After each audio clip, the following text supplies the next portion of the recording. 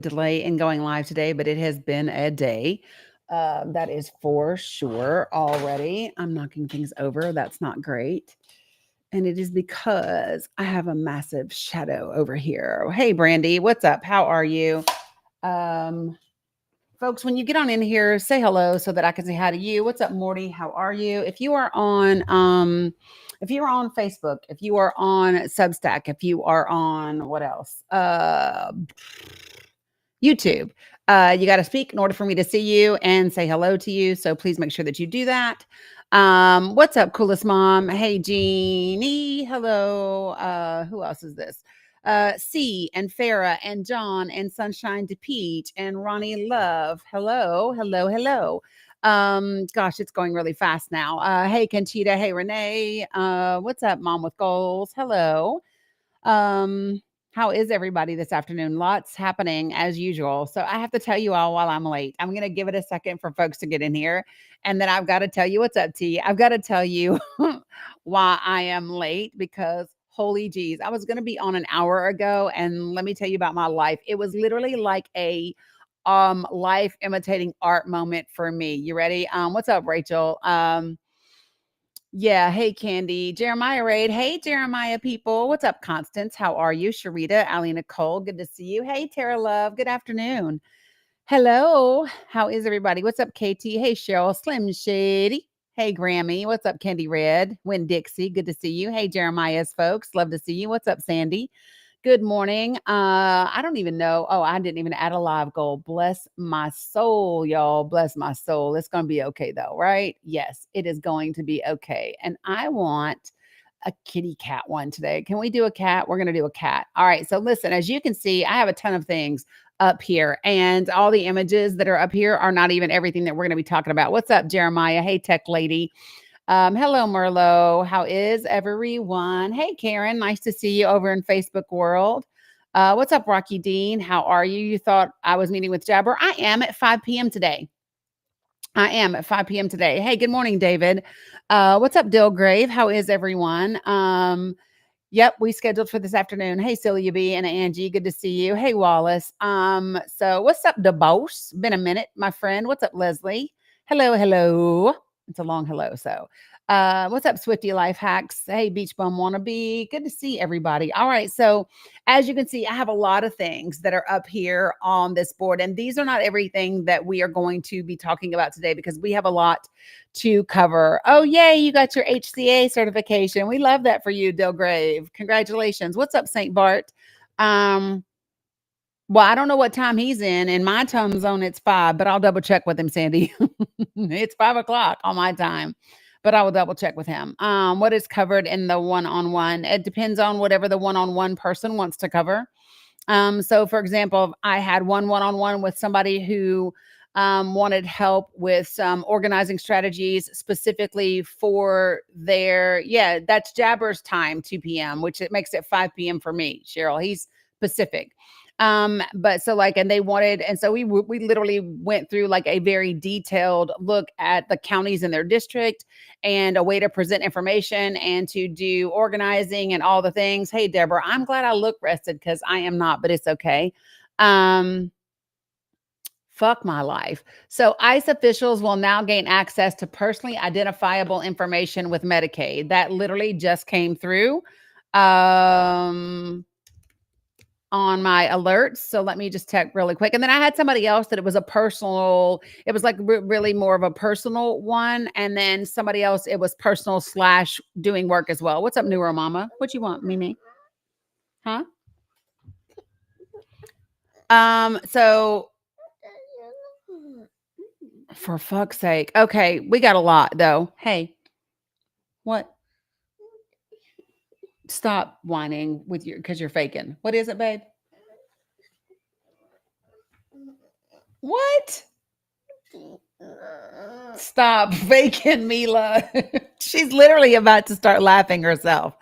Listen, let me finish work because then we're going to the pool. All right, watch out. Okay, well, they do in certain states. So you have to remember that Medicaid is partially federally funded and it is state funded, right? So you know that there are certain states like California, New York, Illinois, right? And those states have their own state laws that do allow certain unauthorized individuals to have Medicaid, right? So like in New York, if they're unauthorized but they are working, they can purchase off of the marketplace Healthy New York, which is their Medicaid expansion. So they are going to have personally identifiable information from Medicaid enrollees, according to an agreement that is obtained by the AP. So there you go. What's up, Vern? For fuck's sake. There's a lot, folks. So let me just go ahead and tell you. So the Senate passed a $9 billion cut to public broadcasting and foreign aid that's requested by Trump. So that happened as well today. And the Senate committee also they pushed the nomination of Emil Bove through as well. So with a B, yeah, billion with a B, billion, yes, with a B. So what does that mean? Everybody find $2 to $5 and select PBS or NPR, or if you can do both, do both. And then let's start spending. Let's start supporting, right? By the way, I think we should all start calling on really rich Democratic people and saying, what the fuck are you doing? I'm tired of seeing you posturing. Are you actually going to save NPR and PBS, right? I just am tired. I want to see people put their money where their mouth is. I'm tired of celebrities standing up at their really expensive gala events, right? Talking about using their microphone in their moment to do their protest, and then that's it, not doing shit else, right? I just am over that. I don't want to hear you standing on stage in a fucking $10,000 gown holding a goodie bag that they gave you that's probably worth 50 grand, right? That each of you has, stuff in. And then hear you talk about how horrible this administration is and how we need to fix things. I want these celebrities to start putting their money where their mouth is.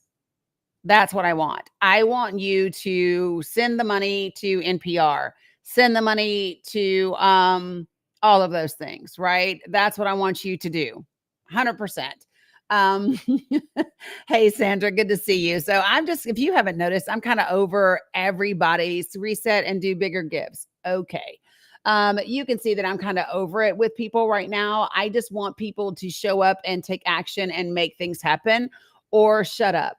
I just am tired of people posturing. But before I go any further, I have to tell you all why I'm late today. Can I share with you why I'm late? So so first of all, hey, Mark. So this morning I did a new podcast episode that is the whistleblower episode. So, I did the July 2nd, Kilmar Abrego Garcia document filing. And I put that in, out on the podcast with all of that. Well, then I just did the whistleblower one, doing the entire whistleblower complaint, including the text messages and the receipts and all of that. So that is up. So if you are not already listening to the podcast is The Danny Cook Show. It's on all podcasting platforms and it's available to you. I put it up just today. So it is ready for your listening pleasure. What's up, Stephen? Hey, Mary Esther. Good to see everybody. So it is up, raring and ready to go. And it's longer than usual because that whistleblower complaint was full of a lot of shit. So, pop some popcorn, fix yourself your favorite toddy and make it happen. Okay. So that's one reason. But let me tell you the second part. So I'm sitting up here and I'm doing what I normally do. Like I'm getting ready to create the little graphics before I go. I'm making sure that I have all of my I told you it's worth watching, right? But so I'm putting the little graphics together so that I can get ready to go live and making sure I have all of my tabs for all of the things that I want to touch on pulled up. And then all of a sudden, this big window pops up on my Mac. And it says that my system has been frozen because of so Swamp Fox, I want you to be able to spell something before you talk about it. That's what I want you to do. Okay? That's what I want you to do. I refuse to listen to people who can't spell what the fuck they're talking about and don't bother to use spell check. It's okay not to know how to spell everything, but for God's sake, spell check it. You have autocorrect on your fucking phone. If you're going to come in here and say some dumbass shit about PBS, please spell check it at the least. As if you can tell, I'm tired of folk today. I'm not putting up with anybody's shit today. I'm going to call a thing, right? And I'm not normally mean or whatever, but here's the thing. Listen, this dude just popped up into my TikTok talking about PBS equals PEDI, and then file broadcasting system. Bro, pedo, could we try that? But anyway, I just can't. So, and come on, y'all, it's PBS. Really? Trump supporters cannot say shit to me about a news outlet when they've got Fox Entertainment that they listen to and believe it is the actual, like it's superior journalism. If your idea of superior journalism is fucking Fox Entertainment, I don't want to hear from you. I just don't. I just don't. And Elmo would probably throat punch you. Just saying. Sorry, y'all. I digressed. So let me tell y'all what happened. So I'm up here and I'm fixing all my stuff up, and all of a sudden this big screen pops up on my computer, right? And it pops up and it's going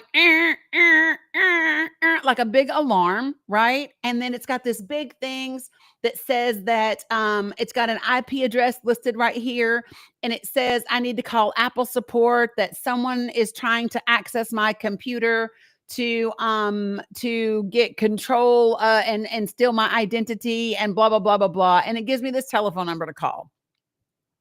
I'm automatically suspect, but I call the number anyway. What's up, Hawk? So I call the number and I get this guy who tells me his name is Justin Rundell. I don't know what the fuck his name is, but let me tell you what he says.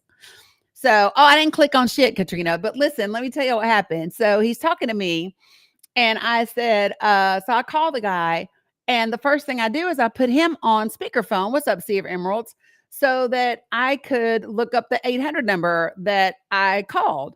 And the 800 that I called it didn't come up as an Apple number. And I said, when he first answered, I said, hey, I said, so who am I speaking with? And he said, Microsoft. And I said, why am I talking to Microsoft? I have a Mac. And he says, no, this is where you call for any laptop or computer problem. This is where you call. And I said, but no, Microsoft and Apple are not the same company.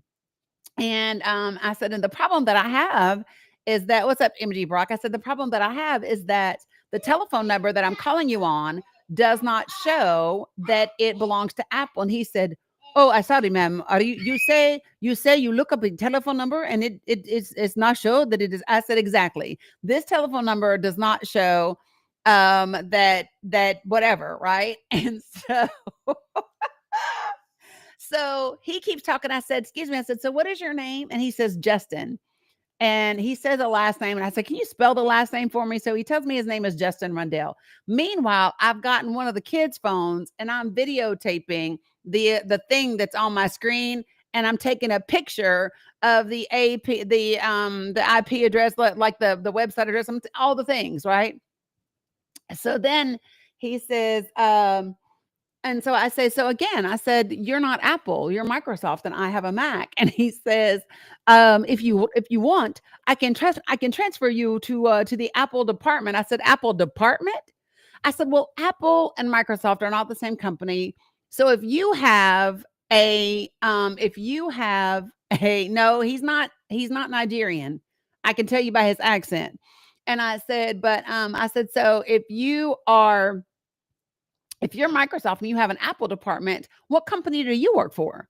Because you apparently don't work for Microsoft, because Microsoft doesn't have an Apple department. So what department do you work for? What company do you work for? Right? That joker hung up that phone so fucking fast, y'all. So then I called the real Apple and I explained to them what happens. They checked my computer, nothing was downloaded. The guy was like, "You did great." He was like, "You didn't click on anything." He was like, "Nothing was downloaded on your system." Like he made all the checks and stuff for me, and whatever. But he was like, "You did fantastic." And I said to the Apple dude, I said, "Have you ever seen the movie Beekeeper?" "Hey, Nance, how are you?" And he was like, I've heard of it, but no. And I was like, that guy tried to beekeeper me. That's what he was trying to do. He was trying to beekeeper me because the guy had said to me, "So this is what I need you to do." And I said, "You don't need me to do anything." Right? No, you don't even. And he said, "Ma'am," he said, as soon as he said what I need you to do, he said they were going to have you click on something, go to a website. They would have installed a virus. They would have told you that they need you to check your bank accounts, and then they would have emptied it out. I said, "I know. I watched Felicia Rashad do it in The Beekeeper." Because what happens is sometimes there's a redirect that happens on somebody else's website, and it redirects you to one of those scam sites. And he said, and so he checked my system. He was like, "You have up great blockers." He said, "You have all your privacy things on." He said, "You did all of those things." He said, "And nothing was downloaded." He said, "But this is the deal." So yeah, you got to watch. Listen, Jason Statham. I'm not always down with the swirl, but when I am, it's Jason Statham.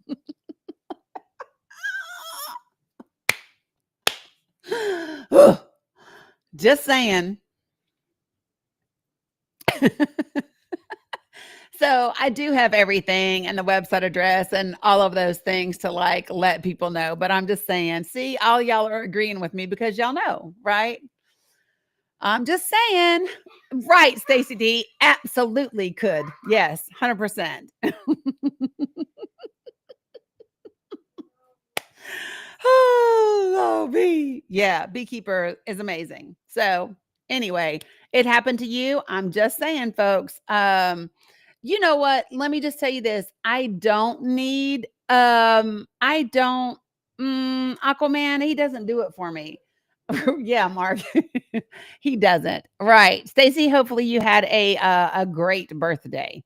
All right. So here's what I'm gonna do. Give me 1 second, Jedi. So I just want to being married to IT is great. I bet so. Is there Stacey D? Yeah, Tom Hardy in a completely different way. So for me, I put Tom Hardy and Jeremy Renner in a similar category. I just do. Uh-oh, today is Marsha's birthday. It's today, tonight. Okay, so there's 2 birthdays today. So listen, if you are on Facebook, YouTube, or Substack, don't be jealous, but we do a special birthday thing here. So we got Marsha and Stacy.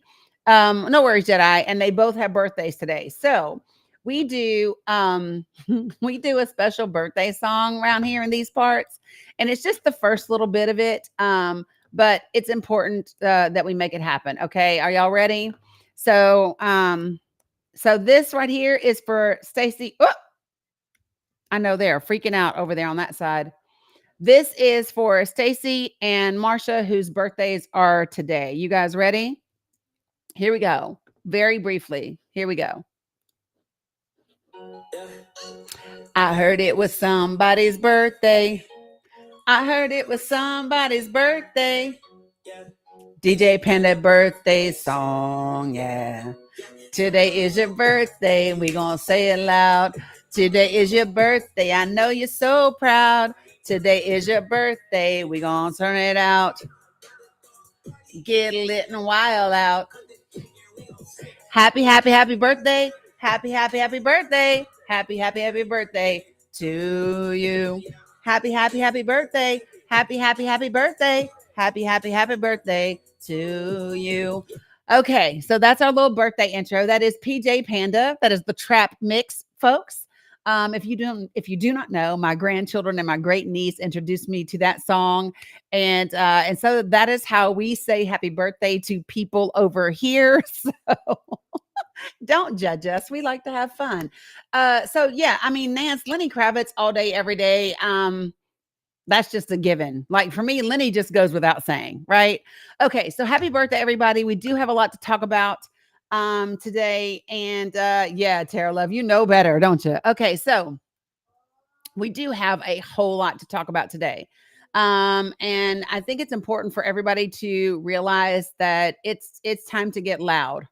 Today is there are 50501 protests all across the country today. If you are or if you are out protesting, be safe um at all times, right? Be smart, take a buddy, but also connect and network. Do not go protest and come back without having at least 10, 20, 50 new contacts of people that you can collaborate with. Got it? Today are the good trouble protests that are going on. So make it happen. But let me just tell you, make it happen, not just being out there. Um, I don't know what you mean. Am I just starting the live? Yeah, pretty much. So listen, folks, don't just be out there, make it impactful. So get together, connect with new people, exchange information, figure out who's in your community, find organizations that you can team up with, right? Don't just let this be, oh, I'm going to go out, I'm going to walk, I'm going to take pictures, I'm going to post it, and that's going to be it. Nope. Network, get information with each other, make it a thing where you are working to make something happen that is for everybody's benefit. Okay. So that's what I'm going to say about those things. I think it's incredibly important right now for everybody to contact your senators. Every single one of you need to contact your senators because if they vote Emil Bove in as a federal appellate judge for the Fourth Circuit, it will be horrendously horrible for this country.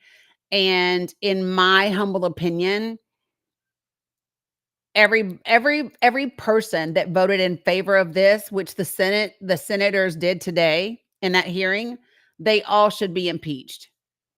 And I don't want Democrats to walk out. I want Democrats to impeach them.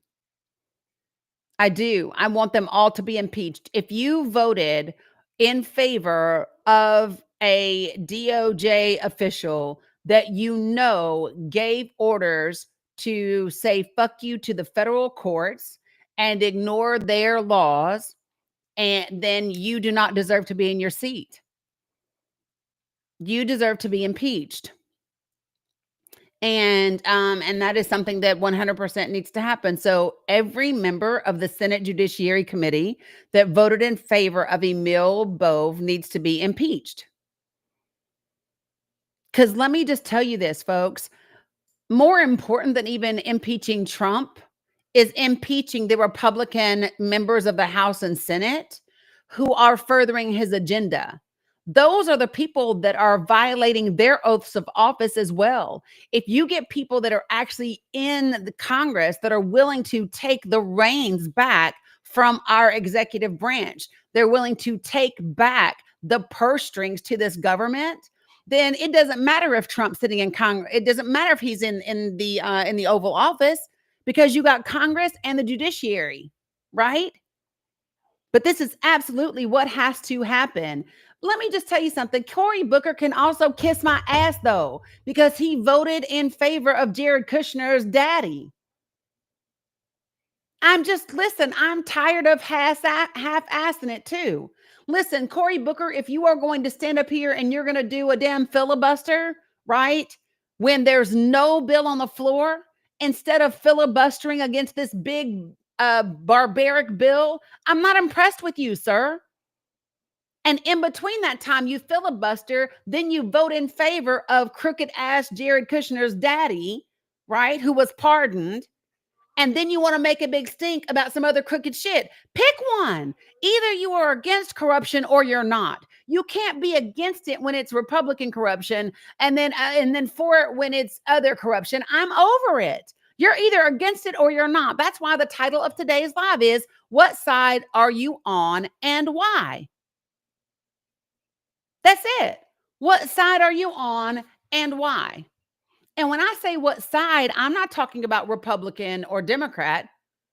I'm talking about the American people or corruption. Pick. Pick.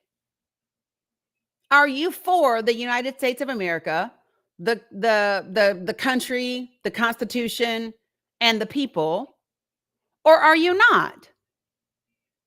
Pick. Because that's the only sides that there is anymore. Just saying. This is why, y'all, the DNC will never hire my ass. Because I will speak truth about their shit as much as I will about Republican shit. And it's not to say that I will not encourage people to vote for the Democratic Party. That's not it. If it comes down to it, I will, because they are the lesser of the two evils and we have to save everything that we can. That doesn't mean that whatever they're doing is okay. It doesn't mean that you don't still have to be accountable for what you do. It doesn't mean any of that, right? And that's the point that I'm making. Just because at the end of the day, I will cast a ballot for the lesser of two evils does not mean that gives you an excuse, right, to half-ass it. It doesn't mean that you have an excuse to butter your bread on one side and the other, you know what I mean, and half-ass toe the line. That's not what it means. Period. So, what's up, Scott? Good afternoon. How are you? Hello. Danny, thank you for what you just said.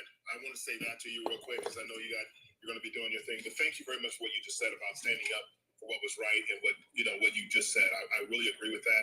And to everybody who's listening, Danny is such a godsend. She's such a blessing from God. And that's what I truly believe, Danny. You know that. I've said that about you before. Yeah, I appreciate it. So thank you for informing us, keeping us on top of things. And you make me research. And I thought I was done with that when I got my master's. But since I've met you, I've had to dust off the old research skills. Love that. And I didn't think I'd ever have to do it. But thank you, Danny. Yeah, you're very welcome. Things you say, you keep us awake. I really appreciate you. Yeah, I appreciate you, Scott. Absolutely, 100%. Appreciate you. All right, my friend, you got anything else, or is that it? Nope, that was it. Okay, so appreciate you guys for extending your subscriptions and things like that. I really do appreciate it. So let me tell you, folks, it's funny because every time I go back, and y'all know that I have gone over the Kilmar Abrego Garcia documents more than once, more than twice, more than 3 times. Appreciate you, Shannon, right? I've gone over the whistleblower thing now at least 2, if not 3 times. Every time I go through it, either I see something that hits a little different, or I read a sentence and I'm like, I didn't, did I get that? Did I get that the first time? You know what I'm saying? And so I highly encourage every single one of you to get into the link tree, to get into the collection of documents about Kilmar Abrego Garcia. I encourage you to not only look at the whistleblower complaint itself, the July 2nd filing by Kilmar Abrego Garcia's attorneys, but also the receipts that the whistleblower brought, which are the text messages and the emails about everything that happened. And the reason why is I want you, every time it says Kilmar Abrego Garcia, I want you to insert the name of someone that you love with all of your heart. I want you to insert the name of your grown child, your sibling, your father. I want you to insert the name of someone that means everything to you. And then I want you to imagine what happened to him happening to them. Because when people are willing to defy the judiciary, there is a problem when your leadership in the DOJ is corrupt. And make no fucking mistake about it, they are. And it's worse than the first time. Listen, we all know Bill Barr was full of shit. We know Bill Barr was corrupt, right? We know that. We know what investigations were shut down. We know why they stopped investigating the $10 million from Egypt. Like, these are things that we know. And if you don't know, you can find them out, right? Yeah, babe. What? Some hot dog. Girl, no. Listen, you have had breakfast and you have had noodles. You're going to wait. Okay.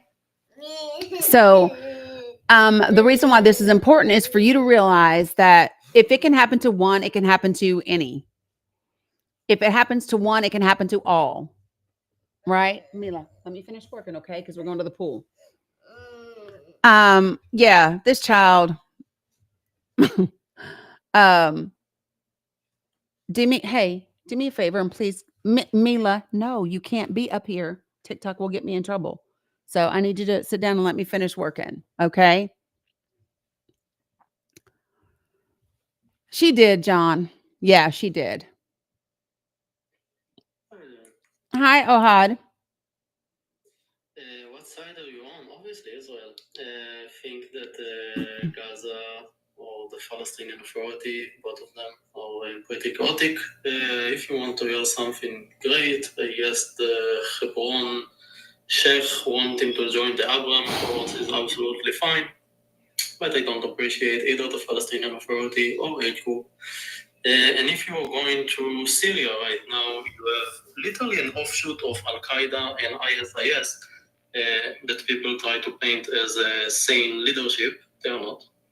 And they are unaliving Druze in masses. Hey, Ohad.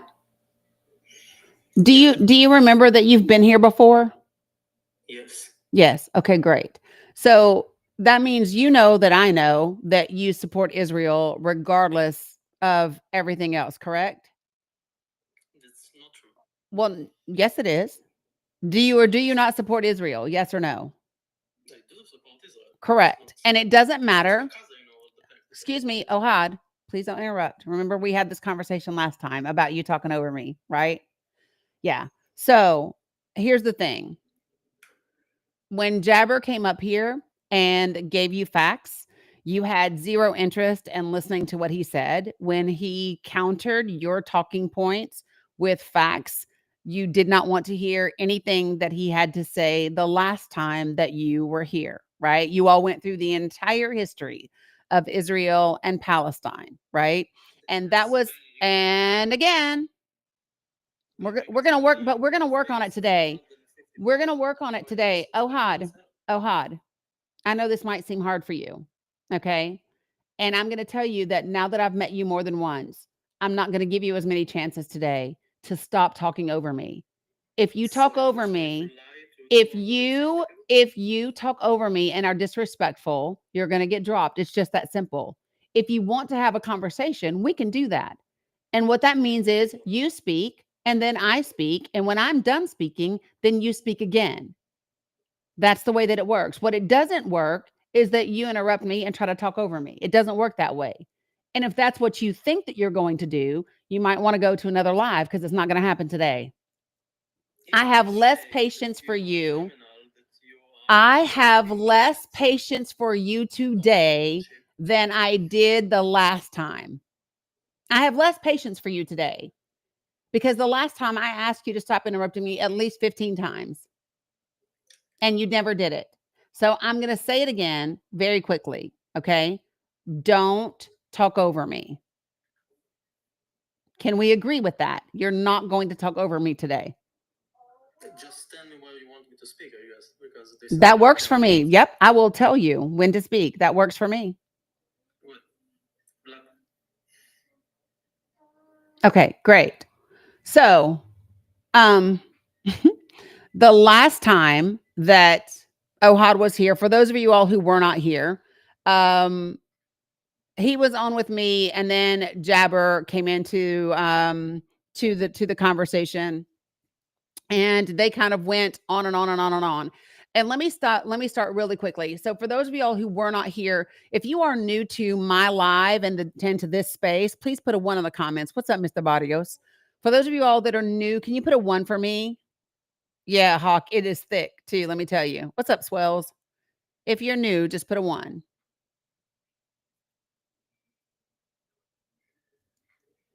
Ashley, you're new. Welcome. Mel Gray, you ain't new. Hush. You missed Jabber, Janice? He might come back in here. Yeah, Jabber is also Jewish, 100%. What's up, Realtor Big? Hey, what's up, Sonny? All right, so let me just tell you this, folks. When you're in this space with me, I only ask for 4 things, and I think that they are very simple. I ask that you are respectful, right? I ask that you don't use slurs of any kind. I don't care what side you're on. I ask that you don't spam my comments, okay? And then I also ask that you don't type in all caps, because I reserve all caps for my moderators and my folks that are vision impaired. Those are 4 very simple things that I ask you to do.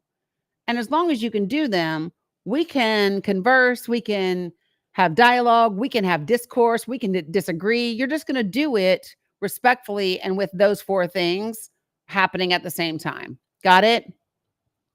All right. So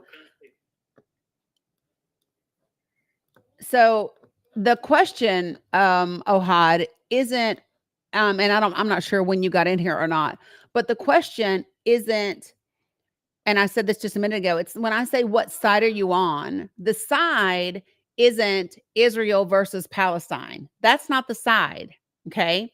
Because I can support the Israeli people and not be on the side of Benjamin Netanyahu and their policies and what they are doing to the Palestinian people. I can support and be on the side of the Palestinian people and their children and not support the H group in that country, right? And to say that I disagree with the policies and the actions of the nation, the political things that Benjamin Netanyahu is doing, is not in any way, shape, or form being anti-Semitic, right? Nope. It is simply being anti-terrorist. It is being anti-G-sidist. It is anti those types of things, and it is pro-humanity, especially pro-innocent humanity. That's what it is. So when I say, what side are you on, I'm not asking you which country you support, because countries are just imaginary borders. I'm asking you, are you on the side of unaliving children, attacking hospitals or schools or any of those things, or not? Did they ever say anything to the contrary? That I was explaining to you what the prompt is. Okay, now do you want to have an actual conversation? I've been having an actual conversation. Do you want to have one? I sure do. Well, then I would suggest that you go ahead and speak. First of all, what you said about Jabber is absolutely not true. He said so many false things that I actually corrected. Maybe you didn't hear about them, but I absolutely corrected them. And just the fact that he blamed Jews for the Avara agreement, which was basically blackmail, just kind of tells me what kind of person he is. Not a very honest one, to tell you the very least. And when you're speaking about what's going on in Gaza, we can absolutely talk about it. But if you're just going to say that Israel is deliberately targeting hospitals, which of course they don't, or deliberately targeting schools, which of course they don't, then I don't find you very credible. And yet here you are. And yet here you are. This is what's funny to me, Ohad. You've been in here before. You've already said these things, right? And I've already said to you, right? If you don't find me credible, don't be here. Right? That's it. You have there's a ton of other places that you could go on TikTok, right? But you and I both know why you're here. The same reason Daniela brought her ass in here. The same reason Mitz Glitz Jibbity Jab, whatever, Betty Boop, whatever her name is. The same reason she was in here, right? We all know why. But here's the thing. Here's the thing. What I don't do is believe a thing just because someone says it, right? I don't have this desire to believe someone that has a track record of lying. For example, Benjamin Netanyahu. Every time that he has come to this country and testified before Congress and lied on other countries in order to get us to do his dirty work, I don't have to believe him. I don't give a shit what don't interrupt me. I don't have to believe nor support him or anything that he says or that people say on his behalf. I don't. He's a proven liar. Can you give examples? I just did very specifically. No, you just said it. in When he, lines. no, You said it in and I lines. did. I just said, so try to listen. Try to listen. I know it's hard when a woman is speaking, but try to listen, Ohad. But you're not Let me listening. say it again very clearly to you. When he came to the United States of America and he testified, shut the fuck up and listen. When he came to this country and he stood and he said in Congress and he testified that Saddam Hussein had weapons of mass destruction, right? Lie, lie, lie, lie, lie. They weren't there. Period. They weren't there. They weren't there. So again, you asked for an example. I gave you an example, period. The example is very clear. He went to Congress. He lied. It's a proven lie. I just gave it to you. It is what it is. You don't got to like the lie that I gave you. You don't got to like the fact that I'm a woman that gave it to you, but it is what it is. Period. Right? Perfect. Let's go to Iraq, right? Because the thing is that you guys keep. Who's you guys? talking Who's you things guys? that are completely Who's fake. you guys?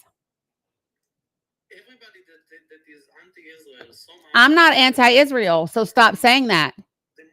The stupidest propaganda. Ohad. Ohad, let me be clear again. I'm not anti-Israel. So I don't know who the fuck you guys is, right? But I'm not anti-Israel. Okay, so let's I'm very specific about what I am. I'm going to say it again to be very, very clear. I am anti Benjamin Netanyahu and the use of military force against innocent people, including children, women, people in hospitals, people in schools. That's what I am anti. Because I'm not anti-Jewish. I'm not anti the Israeli people. I am specifically anti the leadership of Israelis and their military use of force. That's what I'm anti. So when you say it, you have to say it correctly. Okay, so let me ask you a question about current affairs. Let's not talk about Iraq because apparently you don't want to. Are you against or for what Israel is currently doing in Syria, for example? I just told you what I think about what Israel. Be specific. What do you think they are doing in Syria? What I know they're doing in Syria right now. So the HTS is basically unaliving masses of Druze. Israel very deeply care about the Druze people because they absolutely love our country. And we protect them. We don't want HTS to do their version of October 7 to the Druze people in Syria. So we intervene.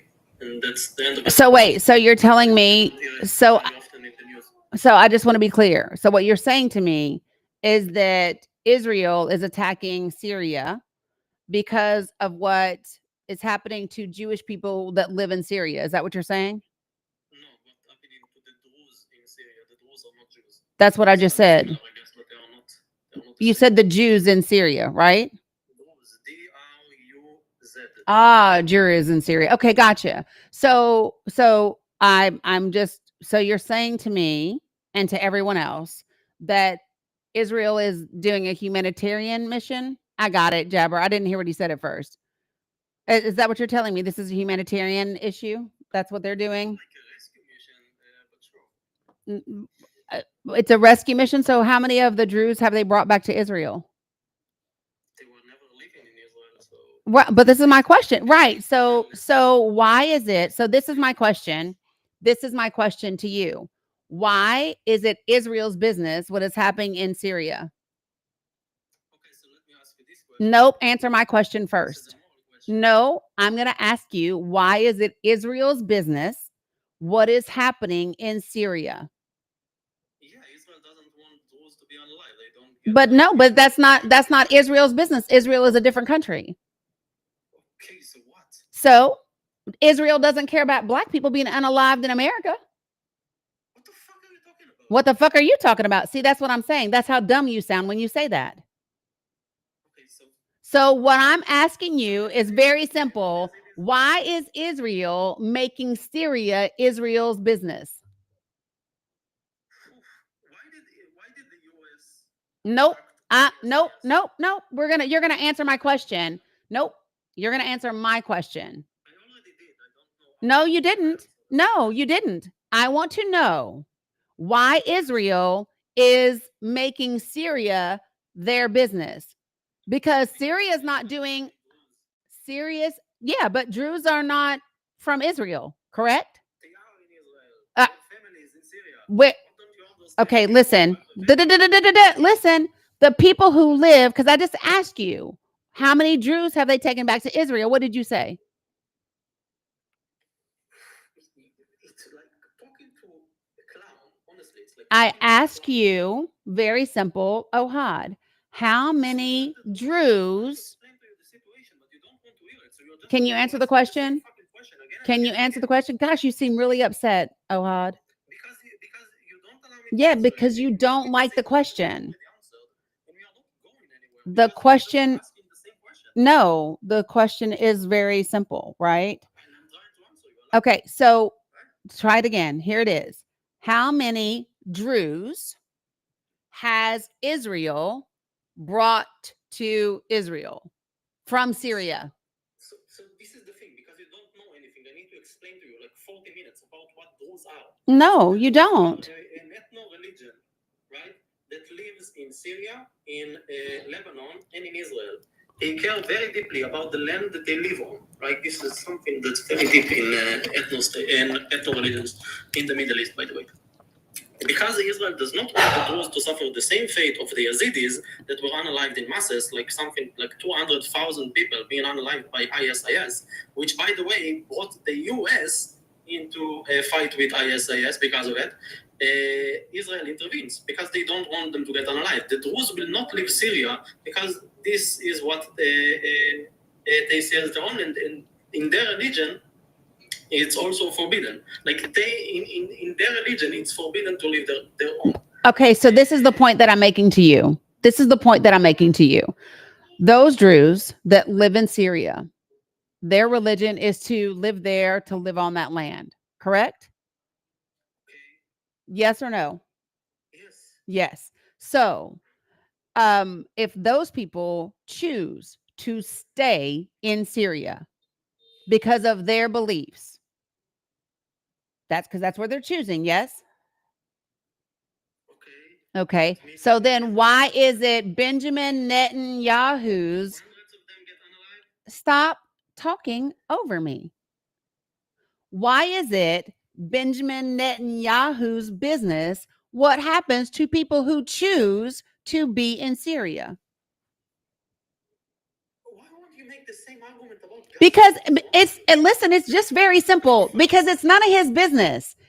Syria is not Israel's country. Period. The Druze people that are in Syria live in Syria, want to live in Syria. That's it. So there's nothing.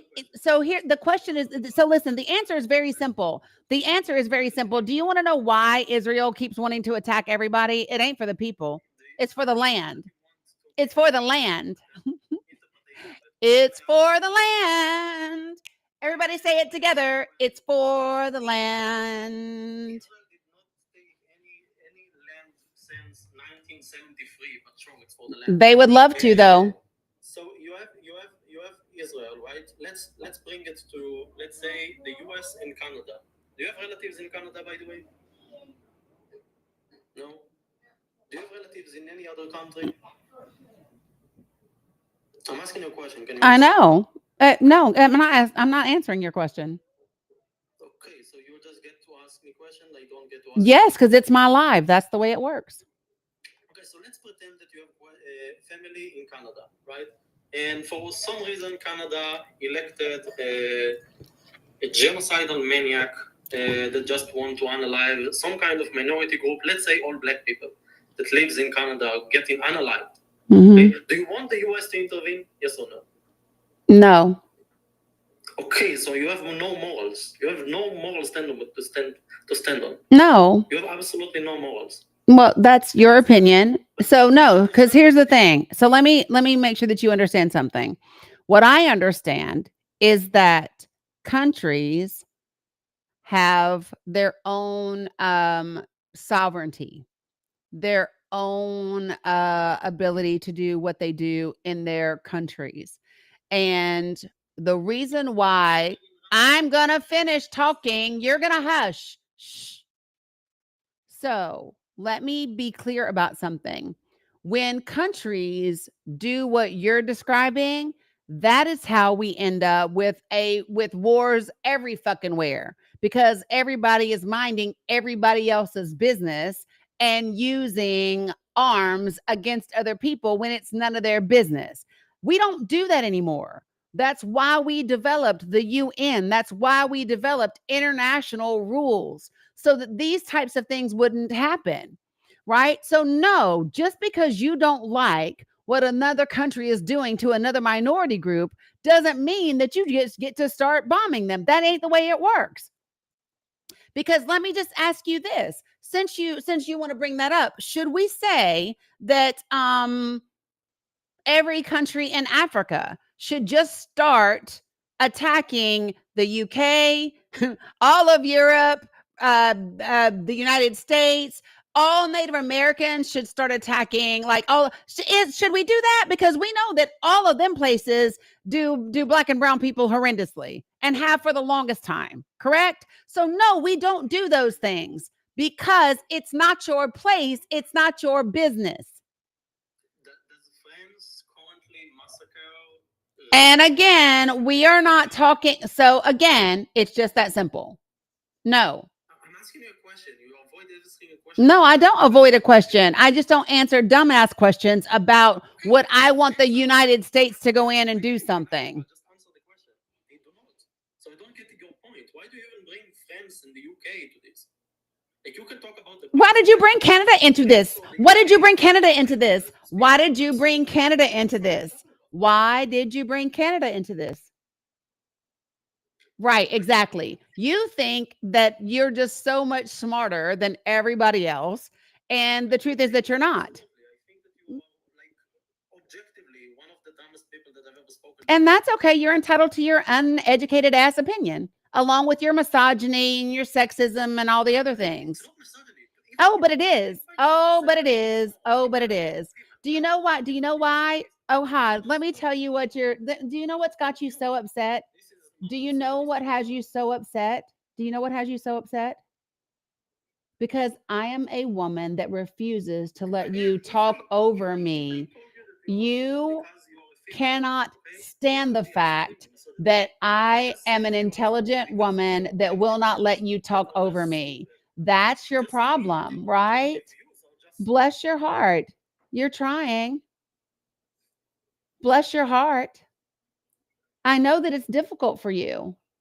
I know that it has to be. But the reality is this, Ohad, you can say anything that you want to say. Just because you say that I'm not intelligent doesn't make it so. Do you want to know how I know? Because I'm smart as fuck, bro. Like, real talk.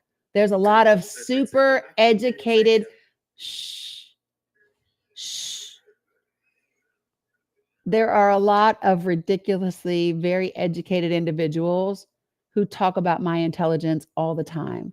I don't need you to tell me I'm smart at all. I don't need you to tell me that. The fact that you're saying I'm not only tells me further that I am. Right? Your problem, Ohad, is that I won't let you just run all over me. And the way that you try to behave in my live is the way Netanyahu is behaving in Gaza. The problem with you is you don't. It's the way he's behaving in Syria. And because you don't even know this See, conversation, it's the same thing.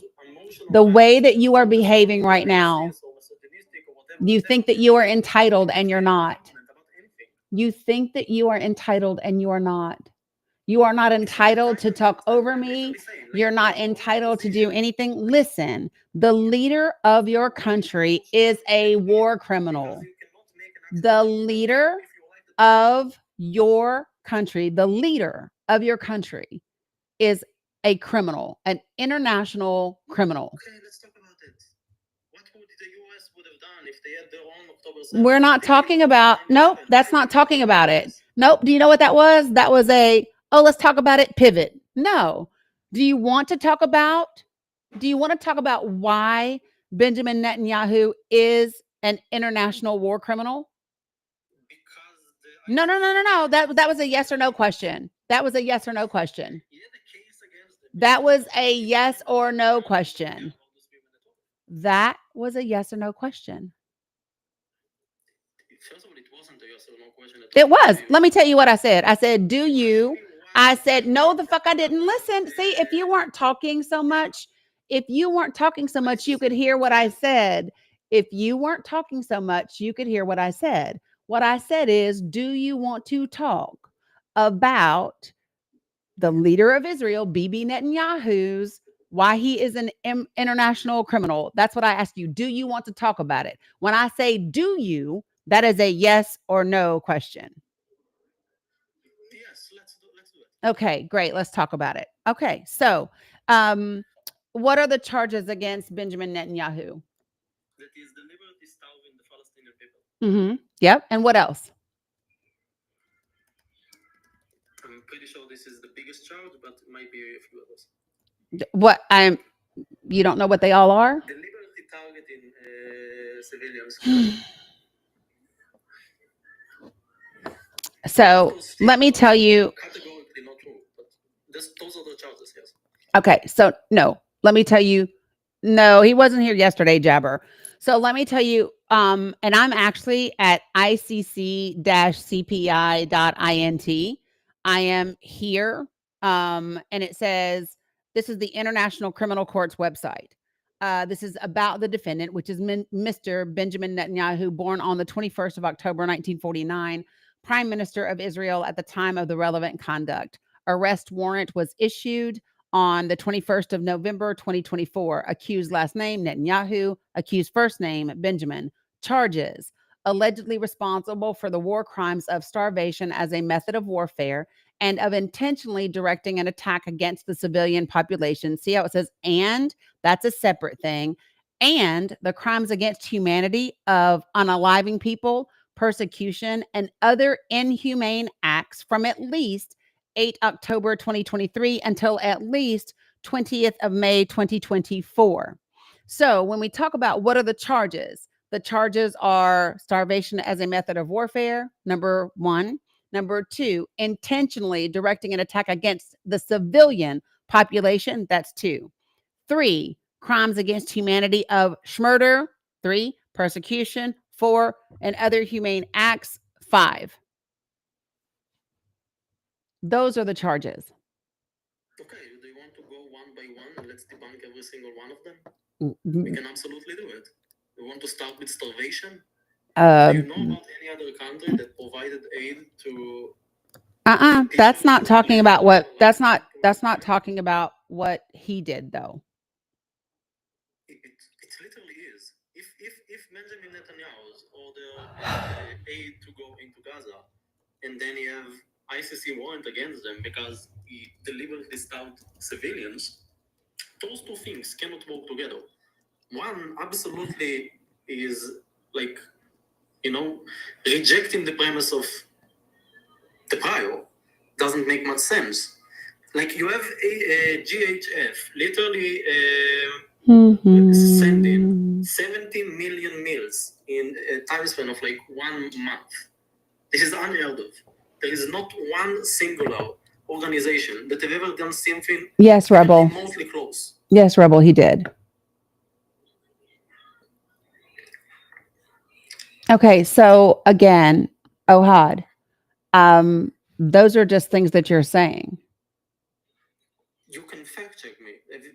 Okay, fact check me so you have not offered one piece of proof that he did not do that. Oh no, you're welcome, Jabber. So how would you call? I'm asking you again to provide proof. You said let's talk about them.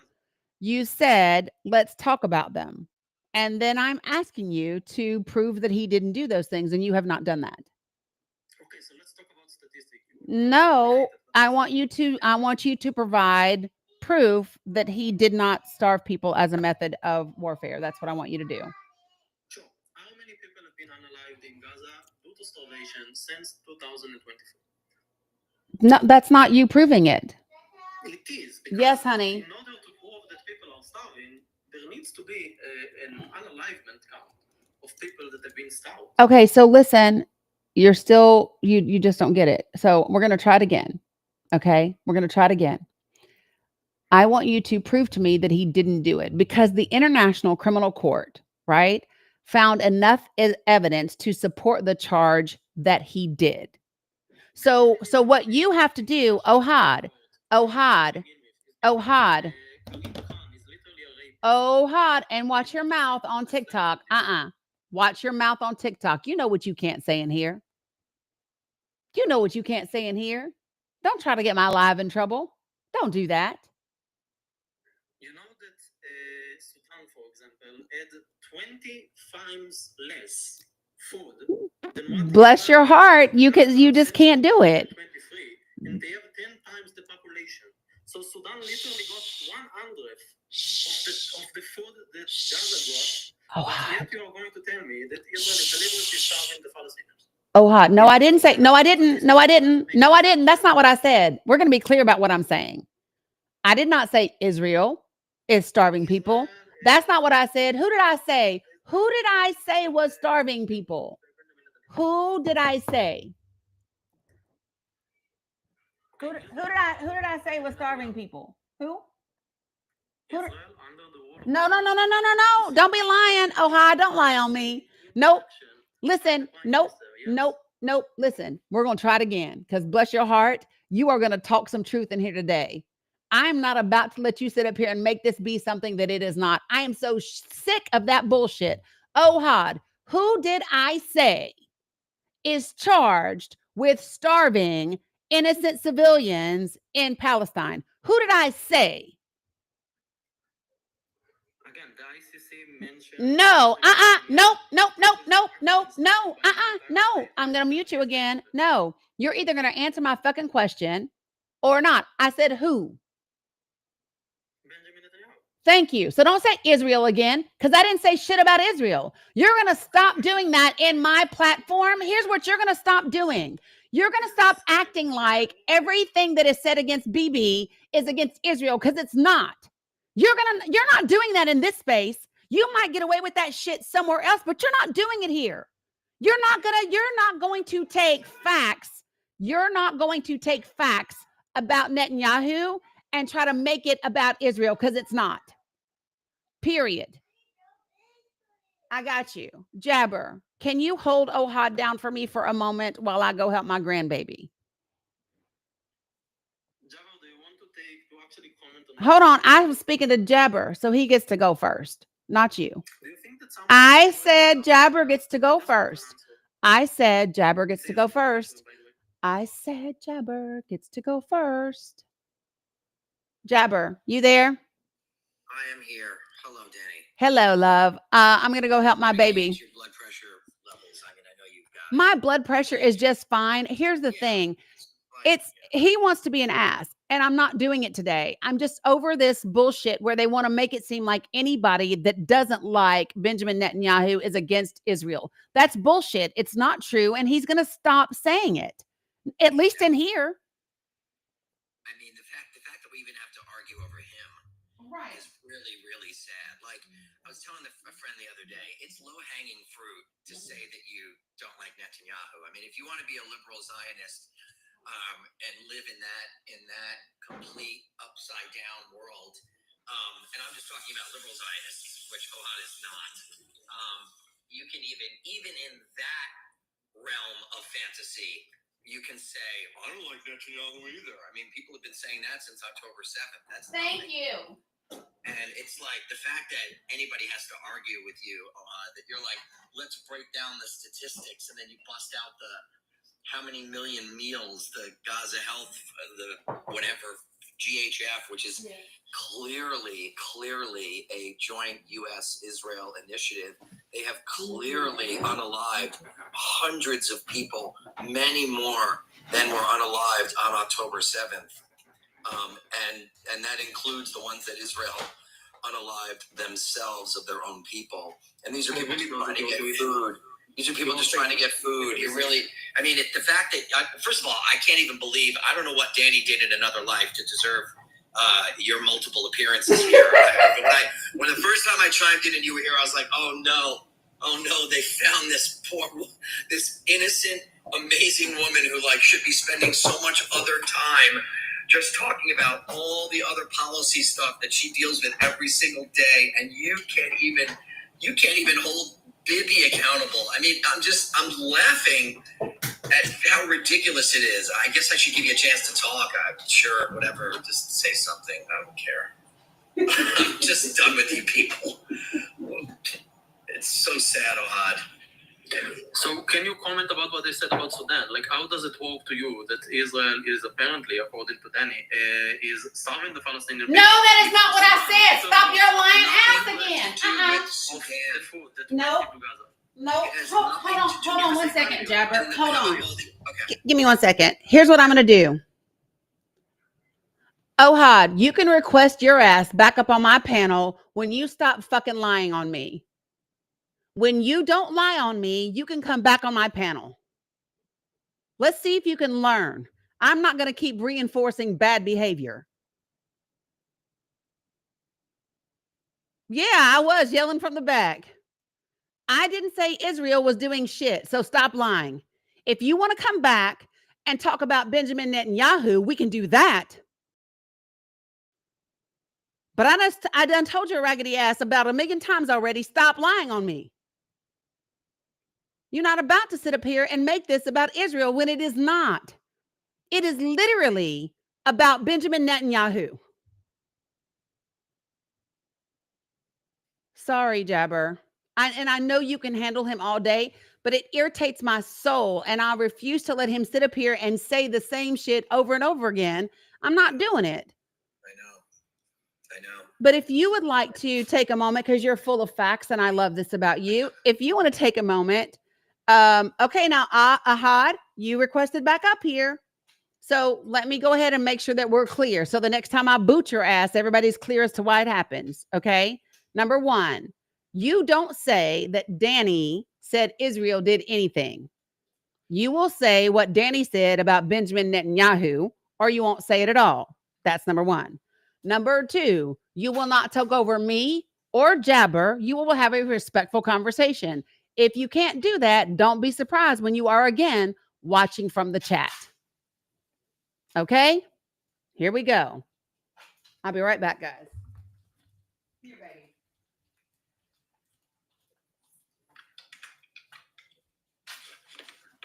One of the main problems Is here. anybody going to comment about that?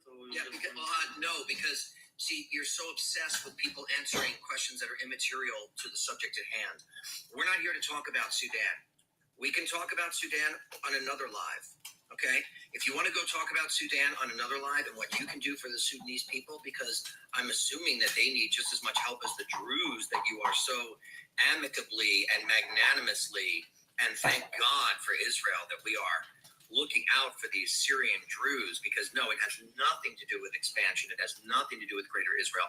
It has nothing to do with some fantastical biblical garbage that some Austrian atheist made up 150.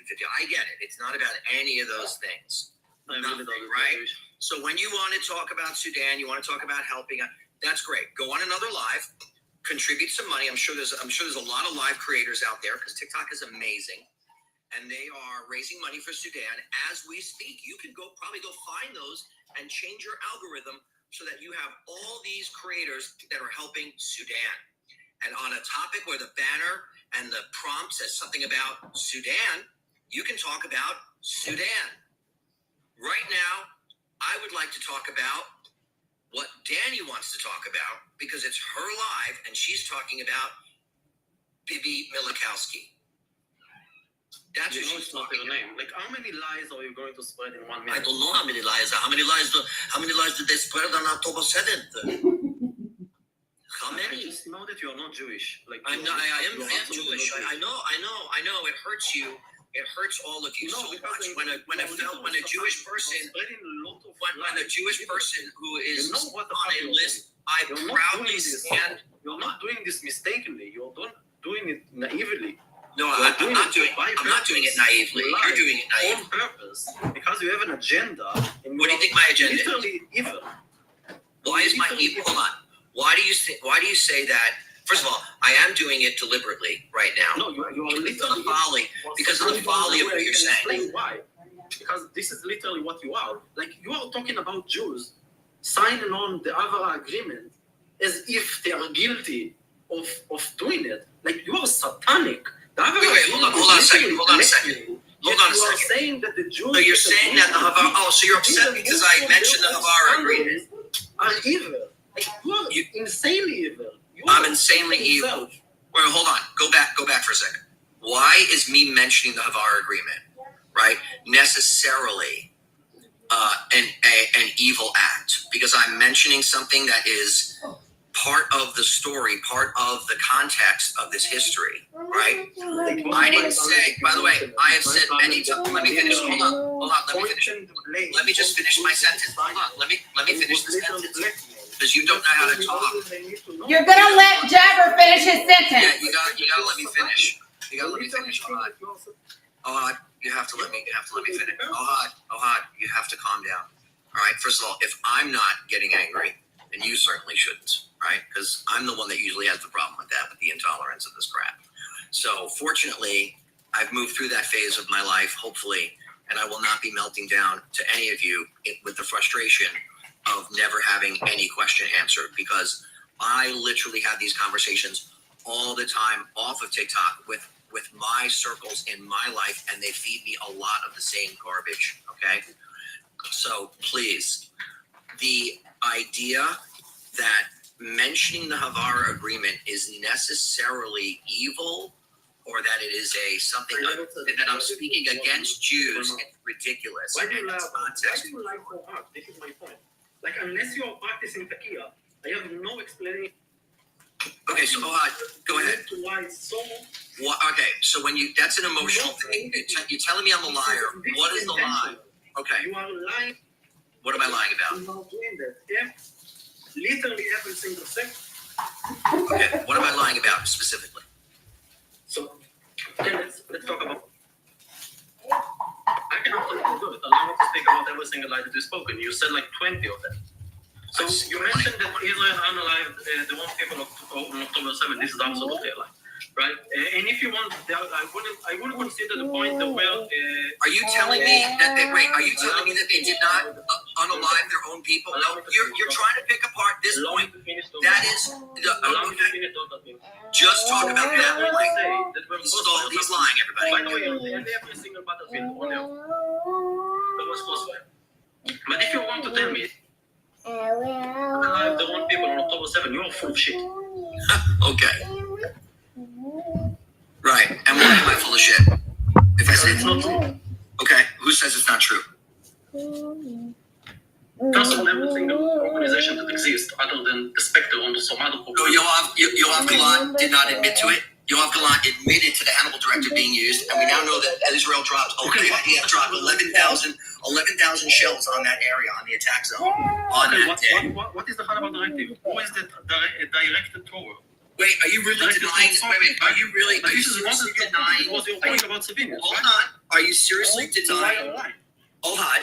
Ohad, now you're starting to get me angry because you don't know how to. I know that you're angry. I don't fucking Right, because you're a child and you've never been, because you're a Zionist, you're an Israeli, and you have never been, Israelis have no, I understand, you are special, I understand, you're special, everybody, I know, sweetheart, all the world bows down to you, you have no house training. We can actually have a conversation. And You have, no, you can't have a conversation, denying.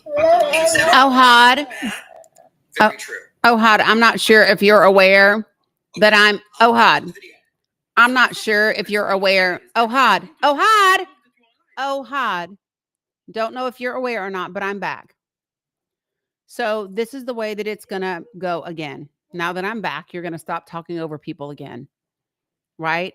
And since you don't seem to understand, be respectful. You don't seem to understand. Shh. Here's what I'm going to say. I'm going to say, catch a bubble. Okay. That's what I want you to do. When you are talking and you're over talking people, I'm going to say, oh, Had, catch a bubble, friend. Catch a bubble, which means shut up. So that we can actually have a conversation. Because here's the thing that is important. You and Jabberd are sharing information. And there are a lot of people that think like you.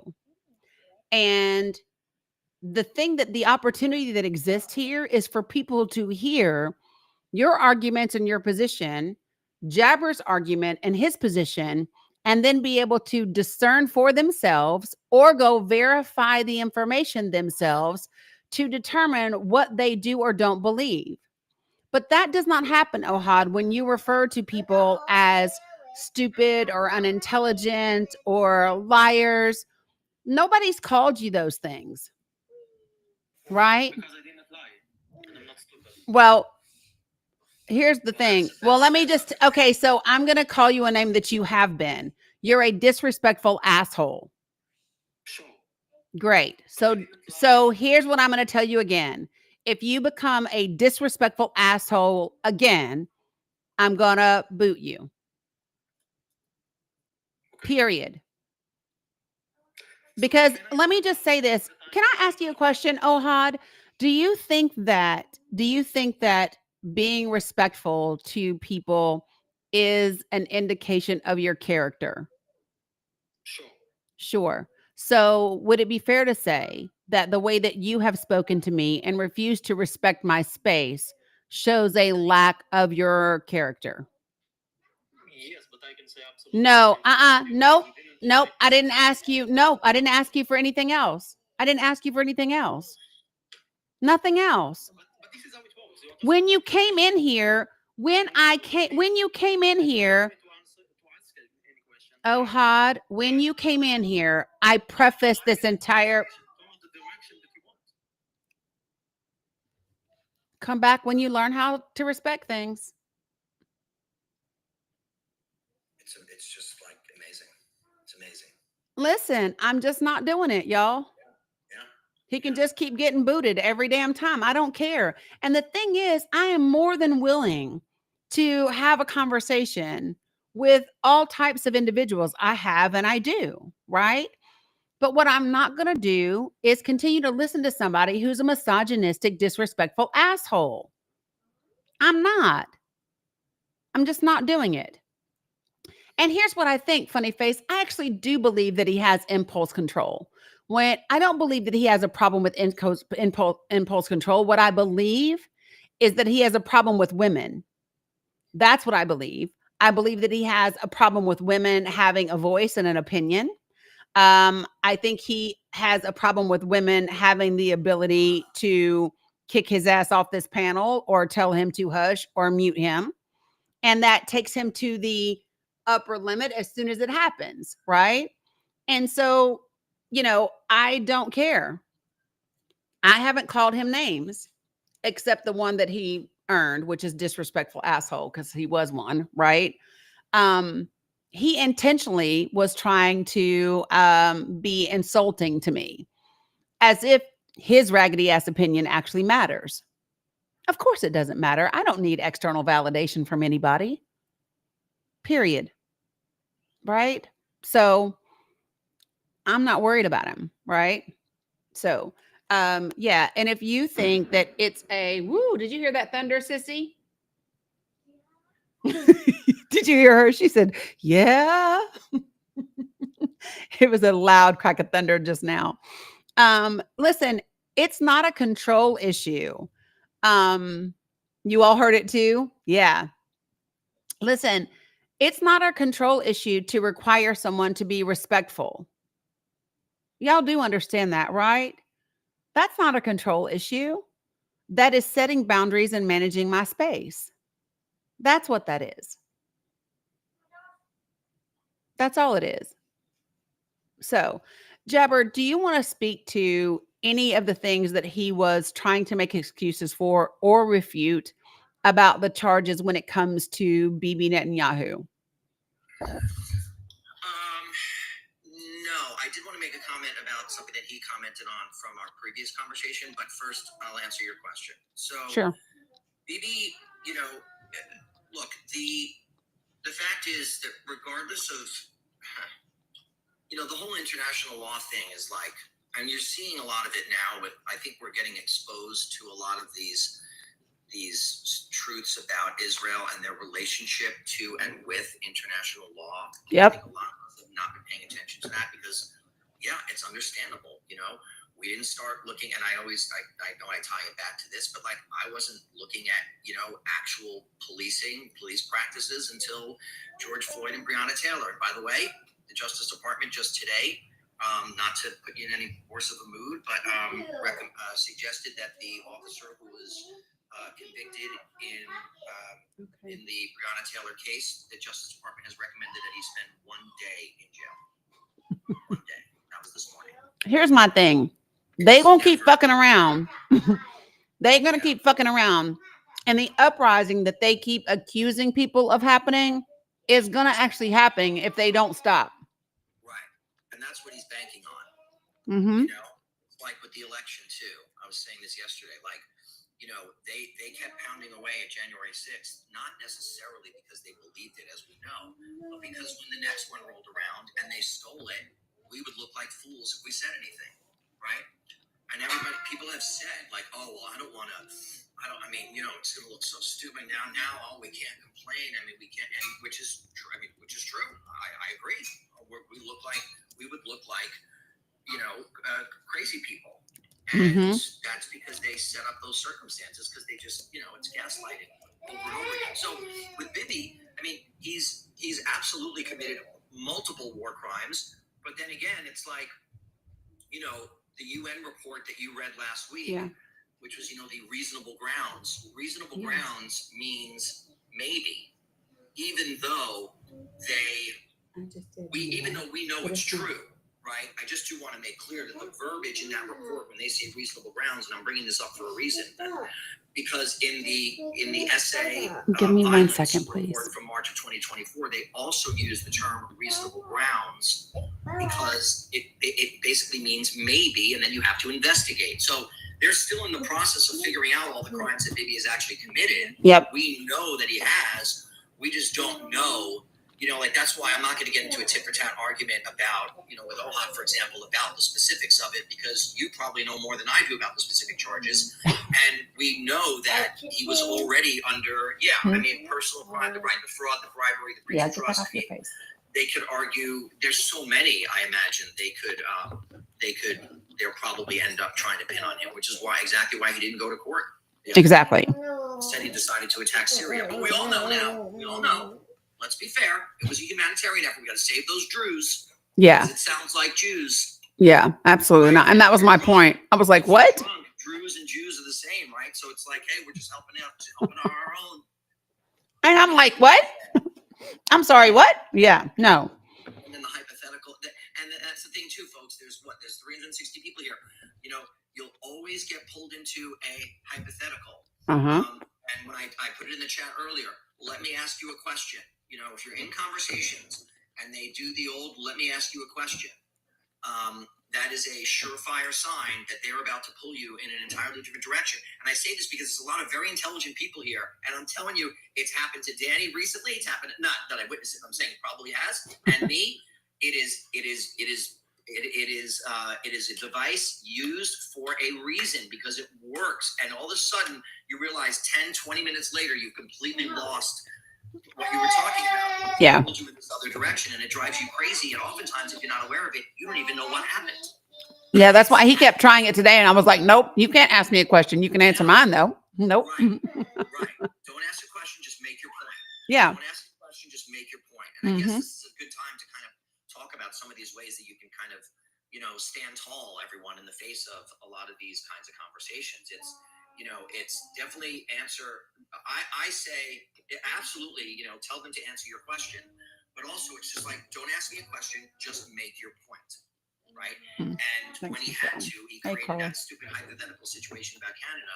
But it would have taken 5 or 6 minutes. Mm-mm. This way, it only took 30 seconds to realize that, of course, what he was offering up was complete garbage. Yeah. But they'll try to ask you in the form of questions so that they get you saying what they want you to say. Yeah. Folks, listen, my thing is simply this. And I am in a little bit of a I'm not having it mood today. And the reason why I feel like that today is I don't think that people really understand where we are. I think that I'll tell you why. I had somebody tell me today that, they had, their kids were grown and, and they already worked 2 jobs and this, that, and the other. And they said, we probably won't be really impacted by the things that are happening right now. And I'm thinking, you don't have a clear understanding of everything that is happening. If you believe that what is happening in this country right now won't touch you and your family, you don't have a full grasp of exactly what's happening. If there are some, go look in the cabinet. And Dom, can you help Mila see if there's Cheetos in there? So let me explain this to you all. They are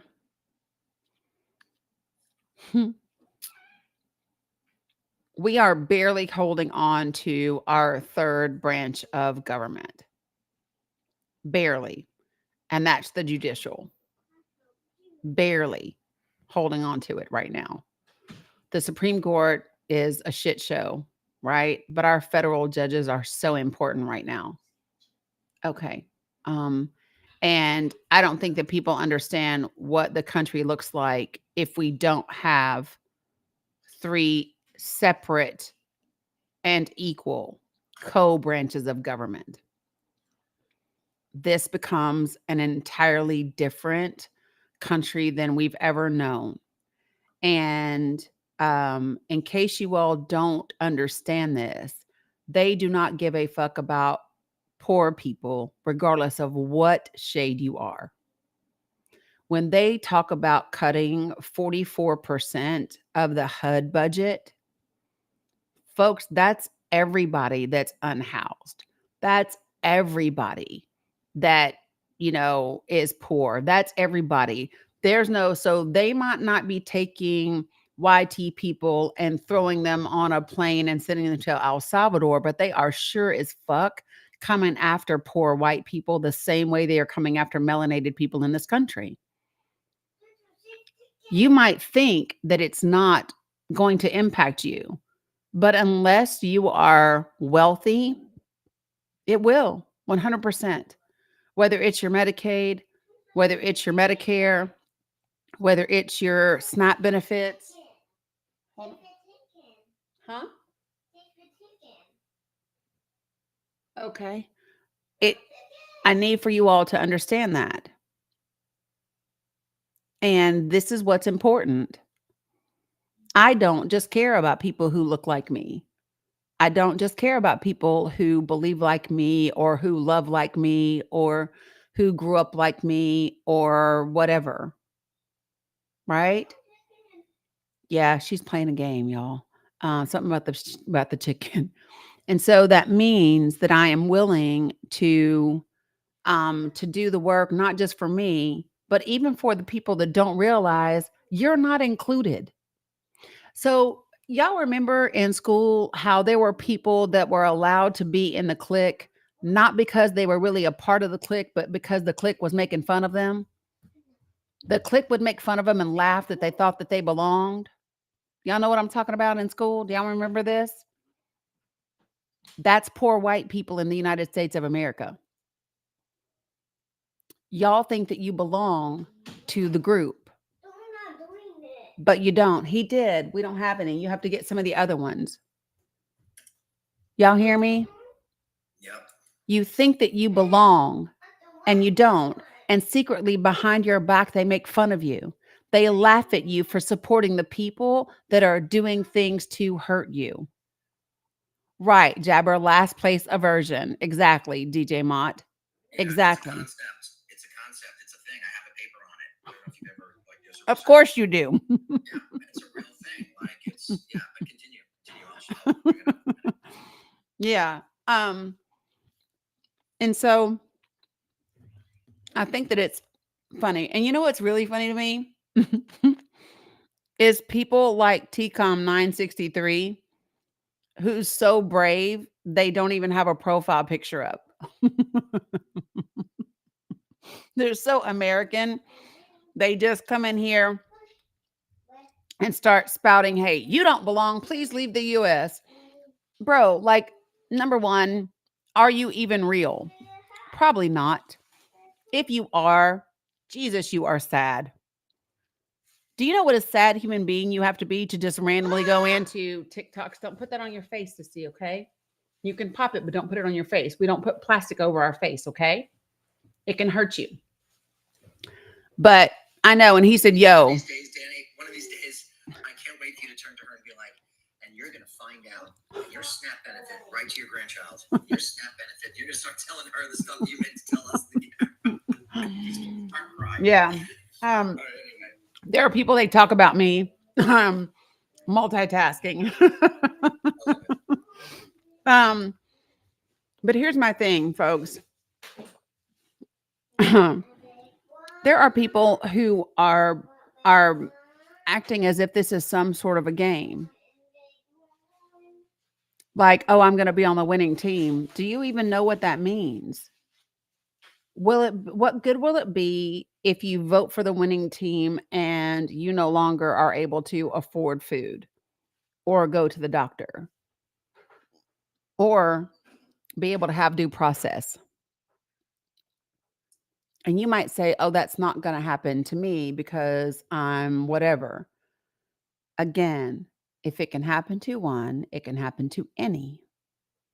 And ask any Black person, and they will tell you it's not about you. It's about your brother or your sister or your cousin or your mother or your child. And when your resources get stretched so thin, and all of your money, all of your resources are horizontally spread out throughout your extended family because none of them have health care, and then you'll start to know what it's like not to have any intergenerational wealth anymore, because whatever you had now has to be spent taking care of your family. 100%. And you finally know what it's like to be a Black or brown person in this country. Right? Because if you keep people unhealthy enough, they're going to get sick. They're going to have chronic diseases. And then your entire family and your children are going to be dealing with that person's chronic disease for the rest of their lives. So I want you all to know that there is, what, baby? You did? Where's Titan? Go see if he's in there with Dominic. I want to make sure that he doesn't accidentally get on the porch. Let me just say this to y'all, folks, if you all don't get it. There is, okay, babe. He's in the room. Okay. So for those of you all who don't get it, no, it's not 2028. The big barbaric bill begins December of 2026, Sandra. It begins December of 2026. Right after the midterms. Right after the midterms. Yeah, folks, I don't, it breaks my heart, but I see it coming. So yeah, 12/26.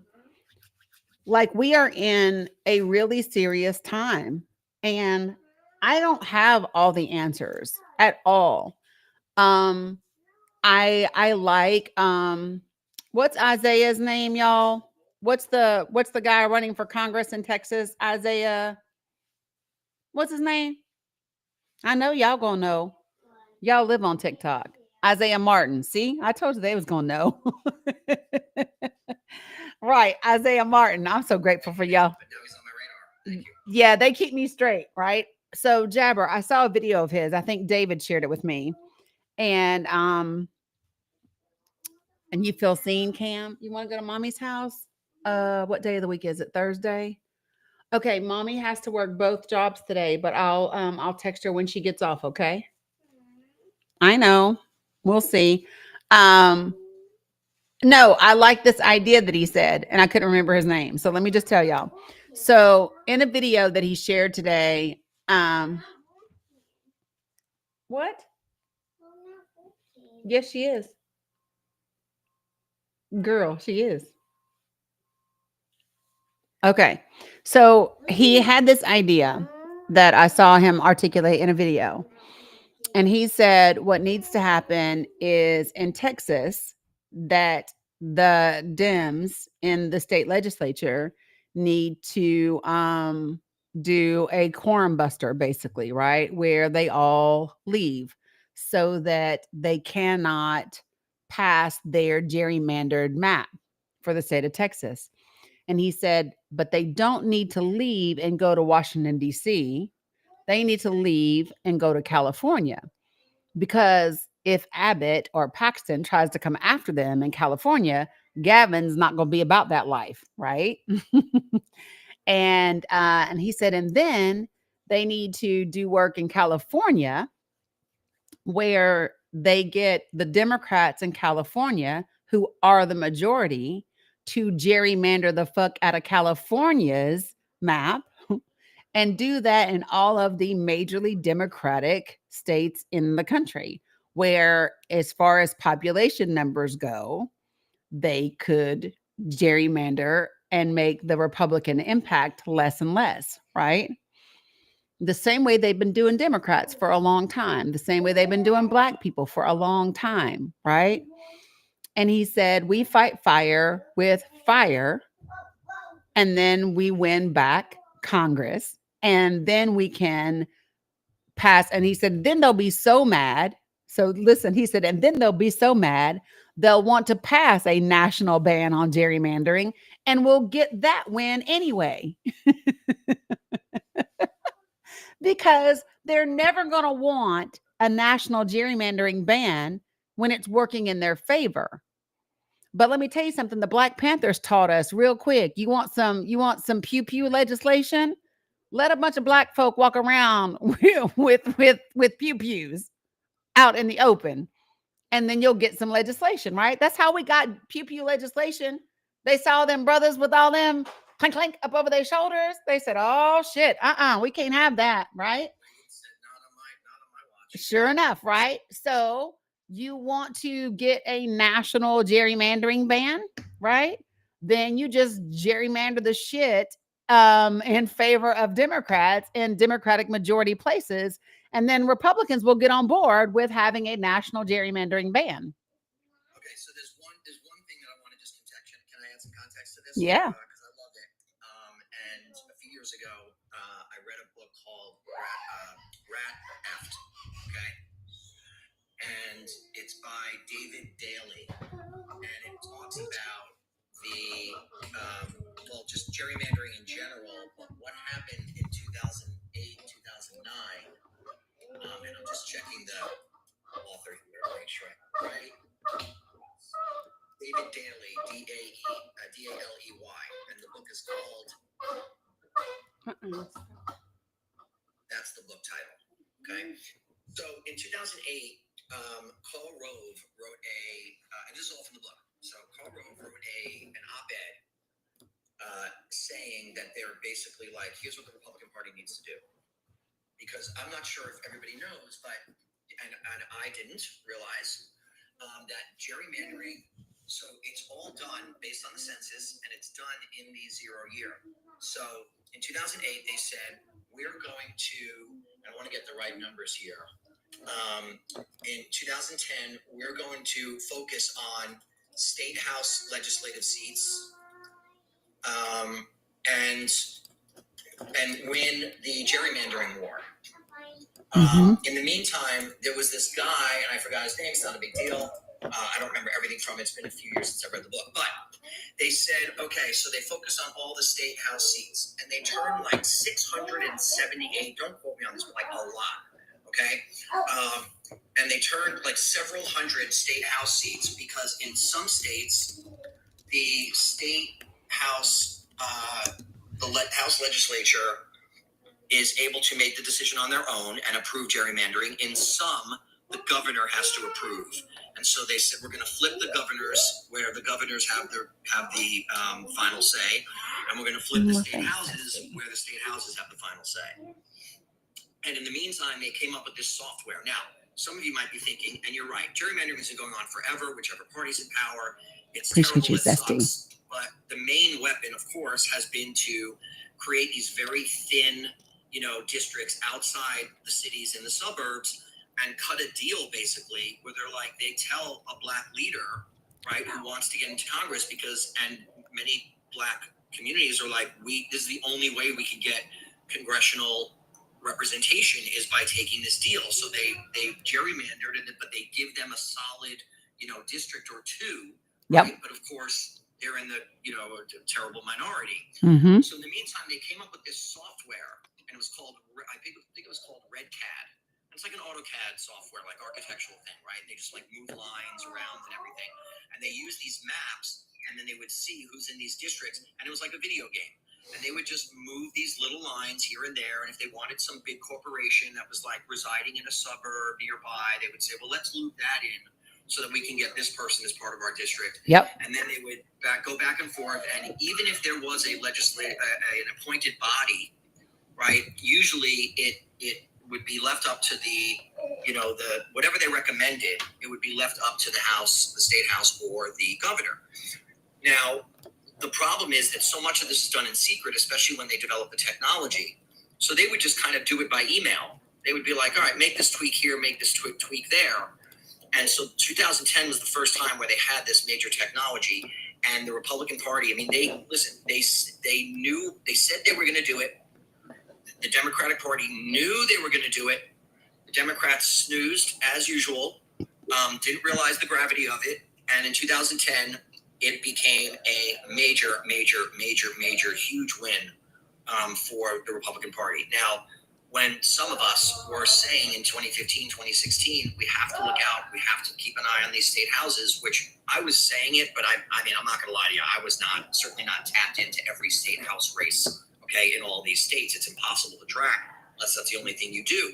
Mm-hmm. But in 2020, pretty much the same thing happened because we were so distracted by all this other shit, naturally. And then, of course, COVID. So people were not necessarily thinking about gerrymandering, but now they're locked in for another 5 years. Yep. And so these districts they're very difficult to break. And it takes a whole lot of dismantling of a lot of the political machinery. So it's all done by software and fiat now. And I want you to think about who are the people that own these software tools, right? And what benefits them and why they might be inclined to develop it to do things that end up in their favor. You know what I'm saying? So I just it's worth it for people to think about, because this is one of the questions what I always ask myself, whether it's because of a headline I see or whatever, it's who benefits from this. Because when you start to ask yourself that question, it really helps you pretty quickly find typically the money or the power, right? And then you'll get to whoever the folks are. I do want to give you all a little bit. So how many of you all know that on BBC's website, they have what's called, how many of you all are aware of BBC Verify? How many of you all know BBC Verify? So BBC Verify it's a part of BBC's website. And what they do is it's literally a live reporting that's nothing but their fact checking and all the things. Like they use video and, satellites and all of these things to verify everything's out there to do that. So there's a live page that happens and then they bring it up. So I'm going to give you a little bit on today, Thursday's Verify Live. And it says, from the Middle East, we have verified footage of I hope that you all know about this, that there was an absolutely horrendous fire in Iraq. Did you all hear about this? It unalived 61 people Did you all know that? There was a horrible fire in Iraq that has unalived 61 people, and the aftermath of recent clashes in Syria, which also has appeared to have claimed quite a few lives, right? They examined the British government's pledge to quote unquote smash the G organizations following a UK Germany agreement, which includes to clamp down on illegal migration. Sound familiar? I don't know how it started. I want you to also what's worth mentioning is the UK, in a really dramatic move, has lowered the voting age in their country to 16. I don't. Wow. Mhm. Did not know that. Yep. They have. Yep. They hold on a second and I'll pull up the article for you. Yep, UK to lower voting age to 16 in major election reform. And so yep. And they said that the government is saying that they want to quote unquote modernize our democracy. It's the UK, the United Kingdom. And so they announced the plans today. And it was a campaign pledge that they made, before coming into power last year. And there are several planned changes to voting rules in an effort to, quote unquote, improve democratic participation and remove barriers to voting. I'll have to get some more from the store, okay? And here's what they say. Hold on, sis. The prime minister said, quote, I think it's really important that 16 and 17-year-olds have the right to vote, have the vote because they are old enough to go out and work. They are old enough to pay taxes, so they pay in. And he says, I think if you pay in, you should have the opportunity to say what you want your money spent on, which way the government should go. So let me just say this. I don't love this. Because I think of the dumb shit I did at 16. I think of I don't love it. I don't love it. I think if anything, raise the age for people to go to work. I think, maybe we should let kids be kids all the way until they are adults legally at 18. I think let's don't have children go to work at 16. Let's let them be kids. Let's let them focus on education. Let's let them focus on college and university. Stop screaming.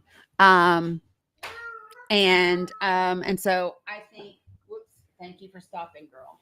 I think rather than lowering the voting age, I think let's raise the working age, right? But and I don't think that they'll do that because let's be clear, y'all, it's not rich kids that are working. Rich kids ain't the ones working. It's poor kids that are working. It'll be those same poor kids that will have challenges to transportation to vote, but all those rich kids are going to be able to vote the way their parents want them to vote. I just think about so many ways these things could go wrong. And I'm just saying, all of y'all remember doing dumb shit at 16 and 17 years old. That damn frontal lobe still got 10 years to go, y'all. They are a decade away. They are a decade away from having a fully developed frontal lobe. Think about who you dated at 16. Think about the person in high school you thought was cute. I just want you to think about what you thought was cool, who you thought was good, like what you thought you wanted to be in life. Like, just think. Could we please not let them people determine who's going to be in office? So that's my thing. I don't like this move from the UK. And I do think that many of these kids will be manipulated by their parents. And the reality is, I just think about the opportunity. So here's the thing. You know how we talk about the challenges that come with wives um, wanting to vote differently from their husbands, and feeling pressured to vote a certain way. Remember, we saw the commercials that were about women, what happens in the booth. You know what I mean? There's nobody in the booth with you. That's just from two adults. Imagine the pressure that children could be under to vote the way their parents want them to vote. Imagine parents saying, I don't think I'm going to vote. I don't think I'm going to pay for your college if you don't vote the way I want you to vote. Oh, you want a new car? Vote this way. You know what I mean? I don't love it. There's too many ways this could go horribly wrong. So, I don't love it. I think if you want to remove barriers to voting, then I say make voting a national holiday, so that everybody can be off.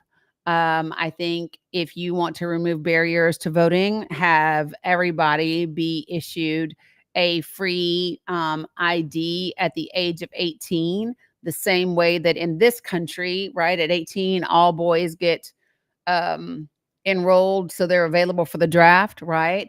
If you want to remove barriers to voting, then you make it so those IDs are free. You make it so that there are enough voting machines in every precinct. You make it so that there are equal early voting days and hours. There are equal, all of those things. If you really want to remove the barriers to voting. Yep, bus passes for voting day, free transportation on that day, all of the things. All of the things. Um and so like those are the ways to remove barriers to voting, not lowering the age, in my opinion. So, that's just the ways I feel about that. I read it and I go, "Ugh." I remember my child at 16. The last place I would have wanted her was in a fucking voting booth. Yeah, I agree with a lot of that. I totally understand about the developed, brain and all that. I feel like I'm not qualified to make a full-throated argument either way about it. Certainly, everything you said makes sense, and of course, about if we really wanted to open up voting. I was just speaking. I was saying can't speak about the voting age entirely because I'm sure there are other arguments for and against that I'm not accounting for right now. But you're right, that's definitely a concern. Yeah. And in an age of increasing misinformation and disinformation, and the fact that they have access to so much information, on the one hand, it has made them more aware of a lot of the policies that affect them.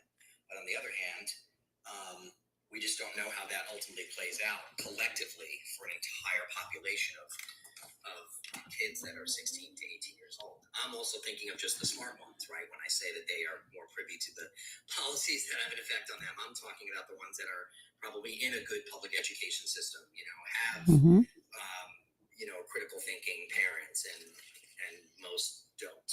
So, Yeah. Somebody asked why I'm concerned about things that are happening in the UK, because we are absolutely all connected.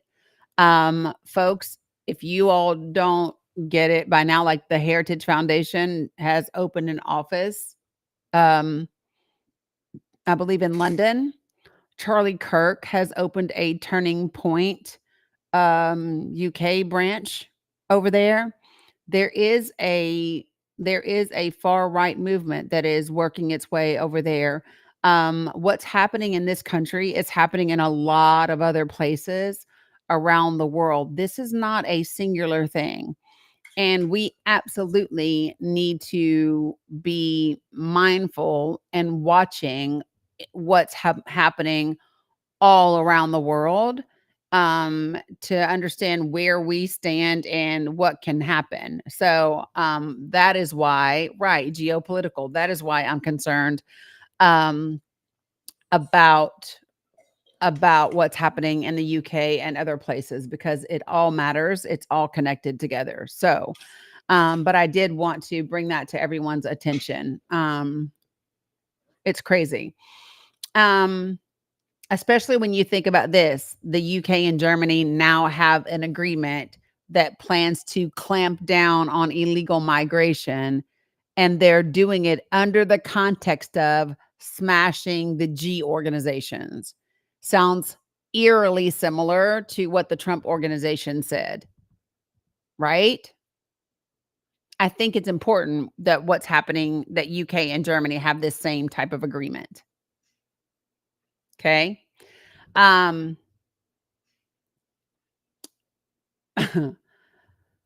Okay. So, Germany has committed to allow the seizure of equipment used in channel crossings, right? So they are going to introduce new laws that would allow authorities to seize equipment used to facilitate small boat crossings. It is a Circle 3 thing. Yeah, but that doesn't mean that we don't care that it's happening, and we're not going to talk about it for 5 days in a row, but we do need to be aware of what's happening, right? Circle 3 says, I know about it, right? I can be concerned about it, but I understand that it's not in my circle of influence for me to make happen, right? Yeah, Jab. I mean, I don't know that anybody else is coming up here right now, but if you want me to drop you, I can absolutely do that for you. Let me know. I'm good here. Are we still on for late? I wasn't sure what the time was, unless it changed. Yeah. I thought it was 10 a.m. Pacific, but it was fine. 2. It was 2. Okay. Then I thought, no, I think it's in the afternoon. So 2 Pacific. Great. Yeah. Okay. Sounds good, Jab. Listen, Zoom. Yep. I'm going to send you a Zoom link. And the only way that will change is if this thunder and lightning gets any worse and I lose power or something like that. And I'll let you know. Okay. Yeah. Okay. Cool. All right. What do you mean you can't request? Okay. All right. Thanks, Jabber. Okay. So, Jen, what do you mean you can't request? I sent you an. Oh, I know, Colleen. We talked about it. That's why his picture's up here.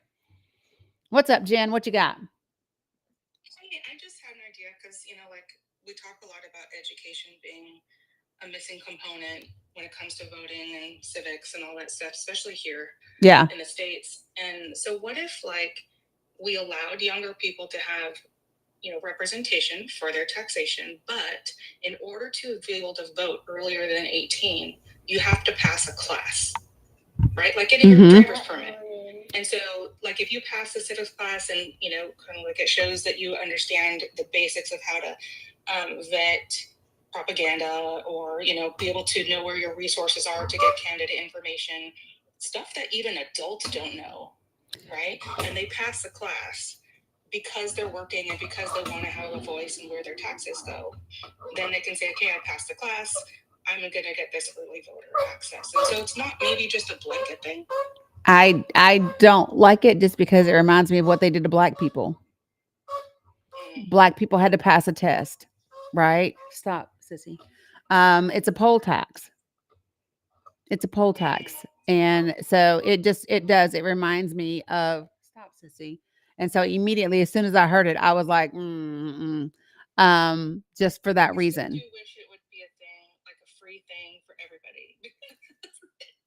Yeah. Education is just lacking so badly. And I do believe, I see what you're saying. Yeah, I think that education is lacking because the folks that have been in the places of education, that have been drafting the laws and that have been focusing on the requirements, have been focused on testing rather than actual education, and they have been focused. So our education is lacking in this country because we have been educating on a narrative that America is great, and we're not educating in reality. Yeah, I wish that there could be, and I know this is literally impossible because it's such an idealistic thing, but I wish that there could be an unbiased, fact-based, mandatory education. And I'm not talking about the 1 semester thing that we have now, right? When I say I took civics for a semester in junior high school. Well, junior high school, I think a lot of those kids are missing the concepts even more. They're not even close to working age. So it's so distant. You know what I mean? Mhm. I kind of do wish there was more mandatory education in public school so that everybody gets it. It doesn't become a privilege thing. It's just like everybody needs to understand it better. Yeah, well, It's in Finland or something, right? They have like a mandatory education in their school on how to vet out propaganda. I mean, you know, I think that there should be classes in school that are I'm perfectly fine with a how to spot disinformation class in school. I think most kids can spot it before we can. Most kids today can spot AI when they see it, right? Compared to adults and those types of things. I also think that um in addition to civics and government, but also credit and money and all of those types of things as a mandatory class, just a life skills kind of class, right? I think that all of those things are important. I also think that the reasons that the United States of America is having a difficult time with education is because we are looking at education as a business. That's why they want to privatize it. And as long as our government officials keep looking at things that should be social programs and social benefits to the public for the people as business opportunities for them and their friends to get rich, we're always going to be left behind because, yeah, in just a second when I'm done. And so when you think about that, that's why they want to privatize education. That's why they're privatizing the shit out of healthcare. It's why they are privatizing even more and more of the veteran services that are out there. When you think about all of the things that should just be available to the people, they are absolutely privatizing it all for a business. Mila. Okay. I definitely don't like the way that's going. I was just trying to throw out like spitball about how can we get the education to go along with to correspond somehow with the representation for taxation. So, and here's my thing. When I think about that too, I think about giving parents the resources. What? Okay. I think give parents and students the resources, right? There's no reason we can't as much as we spend on junk mail and things like that. Why aren't we mailing people things that could benefit them? We could, right? As much as we send all kinds of other things. I mean, there's just a way that we could do that. Give me 1 second. Let me get her some water. You know what does concern me is like when they talk about privatizing USPS. Yep. All I could think about was what material will not be allowed to reach doorsteps anymore. 100%. Because if it's anything that's fact-based or unbiased, they'll just be like, nope, it's just like the whole state-run media idea, but now through the mail as well. Yeah. That really did concern me. That's the first thing I thought about anyway. In addition to it just being, more of profiteering, but Yep. And also that's just my control thing. of media. The more that you put corporations in control of education, in control of media, in control of all of those things, the more dangerous it becomes for the public and for them to determine what we do and what we don't have access to knowing, and that is dangerous. Yeah, I do like the idea of free education. Obviously, that goes without saying. But like more opportunities for free education. Because what I also worry about with certain parents having the resource to then pass it on to their kids is that that's being filtered through their parents' bias automatically. 100%. To choose what points to pass on to their kids or not. Right. Yeah. So I'm Anyway, totally with you. I just wanted to come up really quick, but I appreciate you letting me up. And hi, Jabber. Nice to meet you. Yeah. Yeah, Amanda. I remember interviewing Coach Hahn, Matthew Hahn. Yeah. All right. Thanks, Jen. Appreciate you as always. Thank you too. What's up, Jab? You said you had a point to make on this topic. Jabber, jabber, jabber. I just started talking and it was on mute, so that was fun. Let me say it exactly how I just said. I have been reading a lot about, the Supreme Court and this justice for some law on the question of Palestine, and I don't know, like all of a sudden I become like a legal geek. But what I realize is, like when we say, and I agree that we need like civics classes, right? And I thought to myself just now, because I saw somebody comment, and I was like, yeah. And then, but now how I'm thinking about it is like, well, what is in that civics class? Right. What exactly is in it? There's like, and the reason why I ask is because obviously there's the basic stuff, but like when you think about like what the Constitution says, it's like, okay, well, if you quiz people on knowing the Constitution, cool. But what I'm realizing is that the law is only, the law is basically interpreted by the legal actors involved.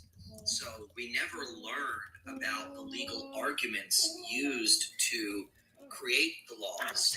Okay, yeah. The Supreme Court decisions. Now, I know it can be, obviously, the language is tough and it's hard to kind of, fight through a lot of that legalese, but not necessarily reading the decisions, but just acknowledging that, like, just saying what a Supreme Court decision did, or talking about what the 14th Amendment is, doesn't speak to, like, the very ways that it has been interpreted by different people. And that's where I think the real learning comes in. And so I guess the question is, and I haven't answered it, but like, how do we incorporate that instead of it just being like a basic quiz, right? Which it's like, it's got to go further than that, because just talking about like what the 14th Amendment says, for example, gives us zero context on how it's been used and where we are now and so on and so forth. So it's more of a question of like trying to ask the right questions about how we educate and what is the education we're trying to provide. And I think this stuff has to be privatized in some way. Yeah. Because if they're going to privatize public education, and then I'm landing it, then we've got to perhaps find private opportunities to spread the knowledge that we have. And anyway. I hear you. And I agree that if it goes that way, you have to work within the systems that you have while you work to change the systems. At the same time, I think that two things have to be happening at the same time. I think that currently there has to be a strategy and a fight in which we save public education and we shore up the holes around it, right?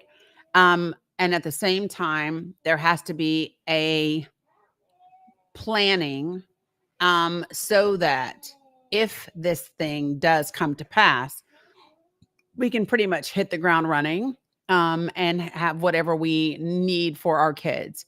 And whether that is, I don't know, whether it's a network of homeschooling, whether it's a network, I don't really know what that looks like. I really don't. Yeah, it cuts pretty deep. Yeah. There's this whole, when I read James Lowen, my teacher told me, it's like, he talks in this whole chapter about, like just the people involved in the writing of textbooks in each state. There it is.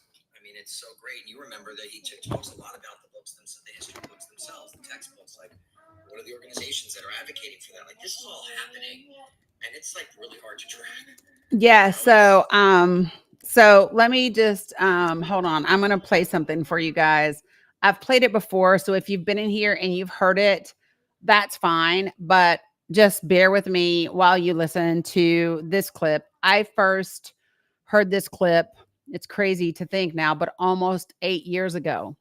And it specifically talks about the rewriting of our history and how it impacted our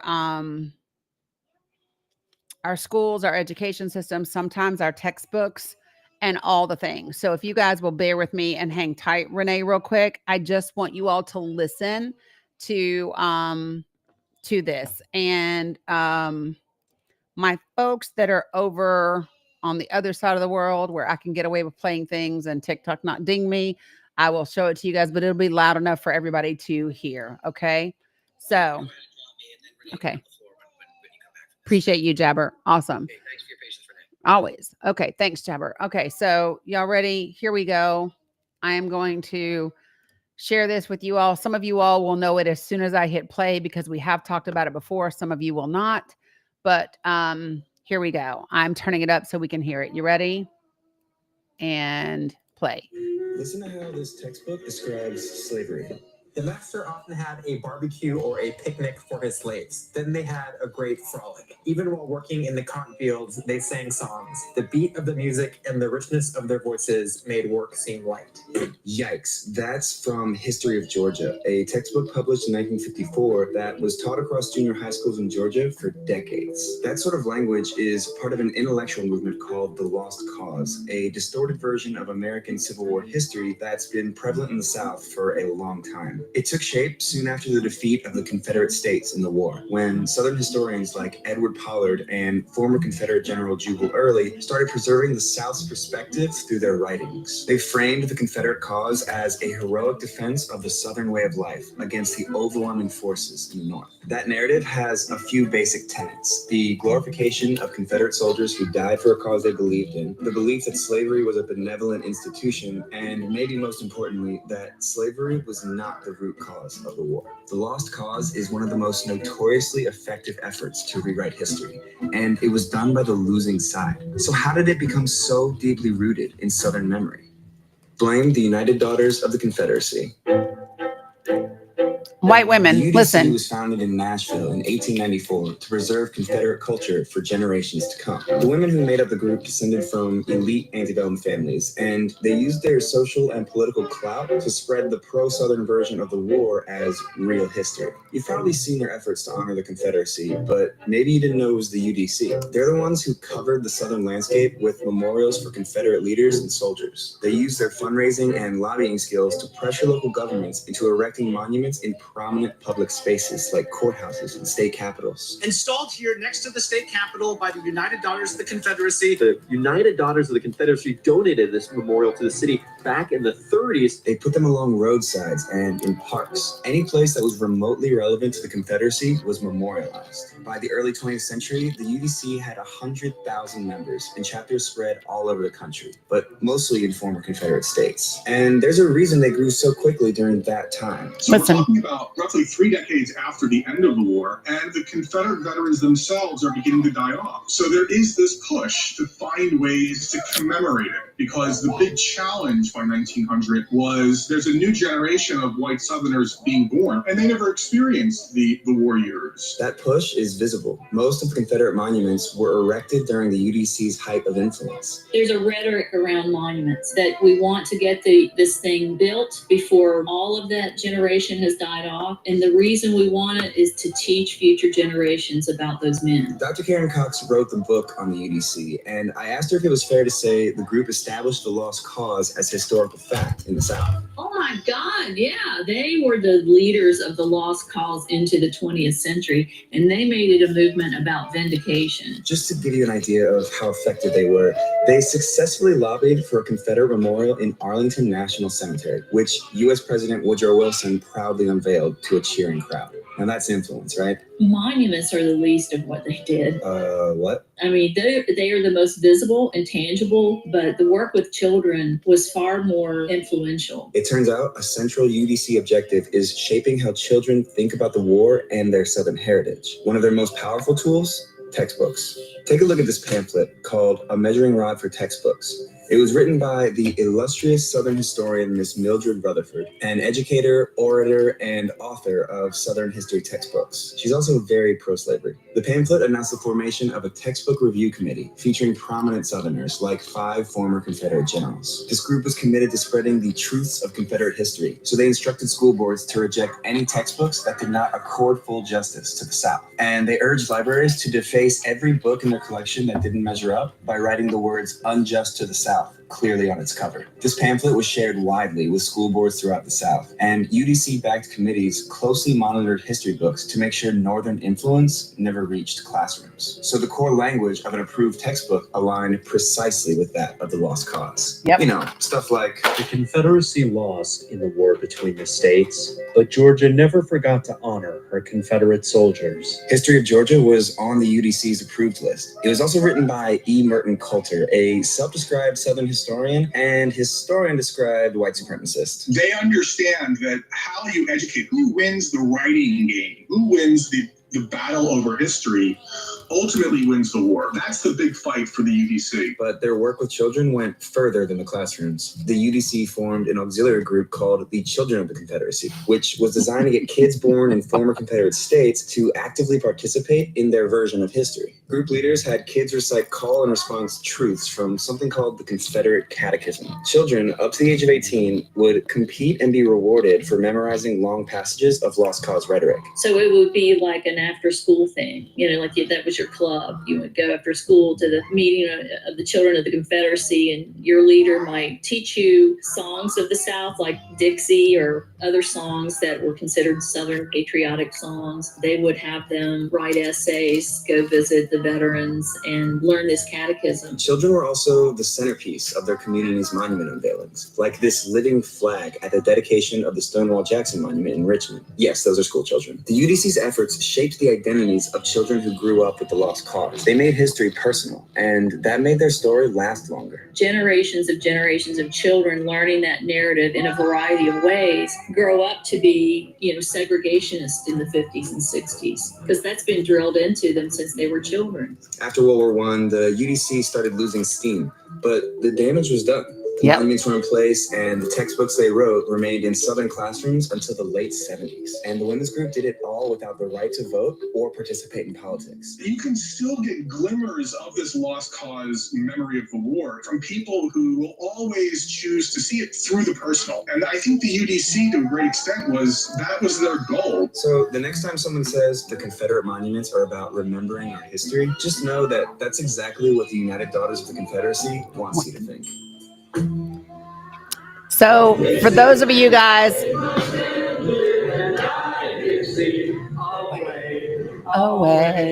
away down south in Dixie. So for those of you guys who are not familiar with that, I have shared it before. This is on YouTube. It is by Vox. It is, if you just type in Daughters of the Confederacy textbooks, Vox, VOX. It's a 7-minute clip. It's 6 minutes and 55 seconds long. Like I said, I saw it 8 years ago. It's very enlightening. This book, Lies My Teacher Told Me, talks about just the importance of who writes your textbook. So folks, let me just say this to you.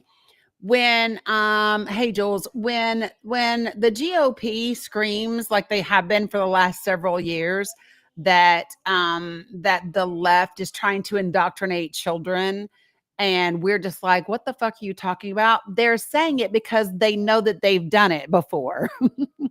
Right? When they say that, the left is trying to, brainwash their children and do all of those things, that's projection, because it's literally what they have done before. They know how to do it, and they know that it works because it has been done before.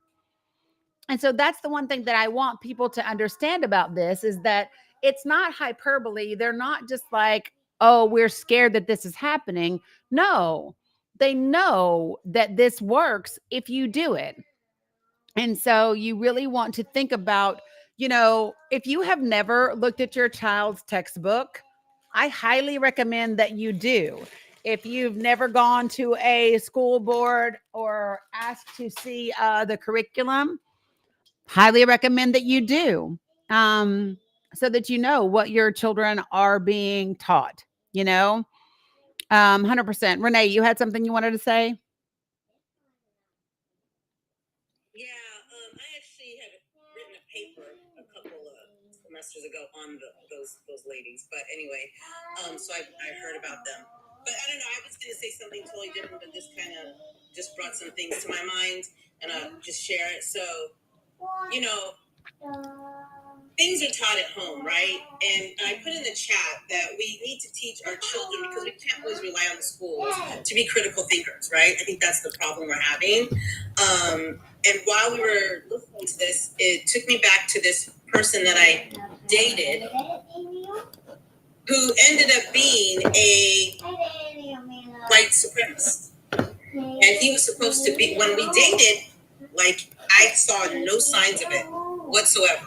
He was down for the cause, he was out there marching with the 99% mark, all the things.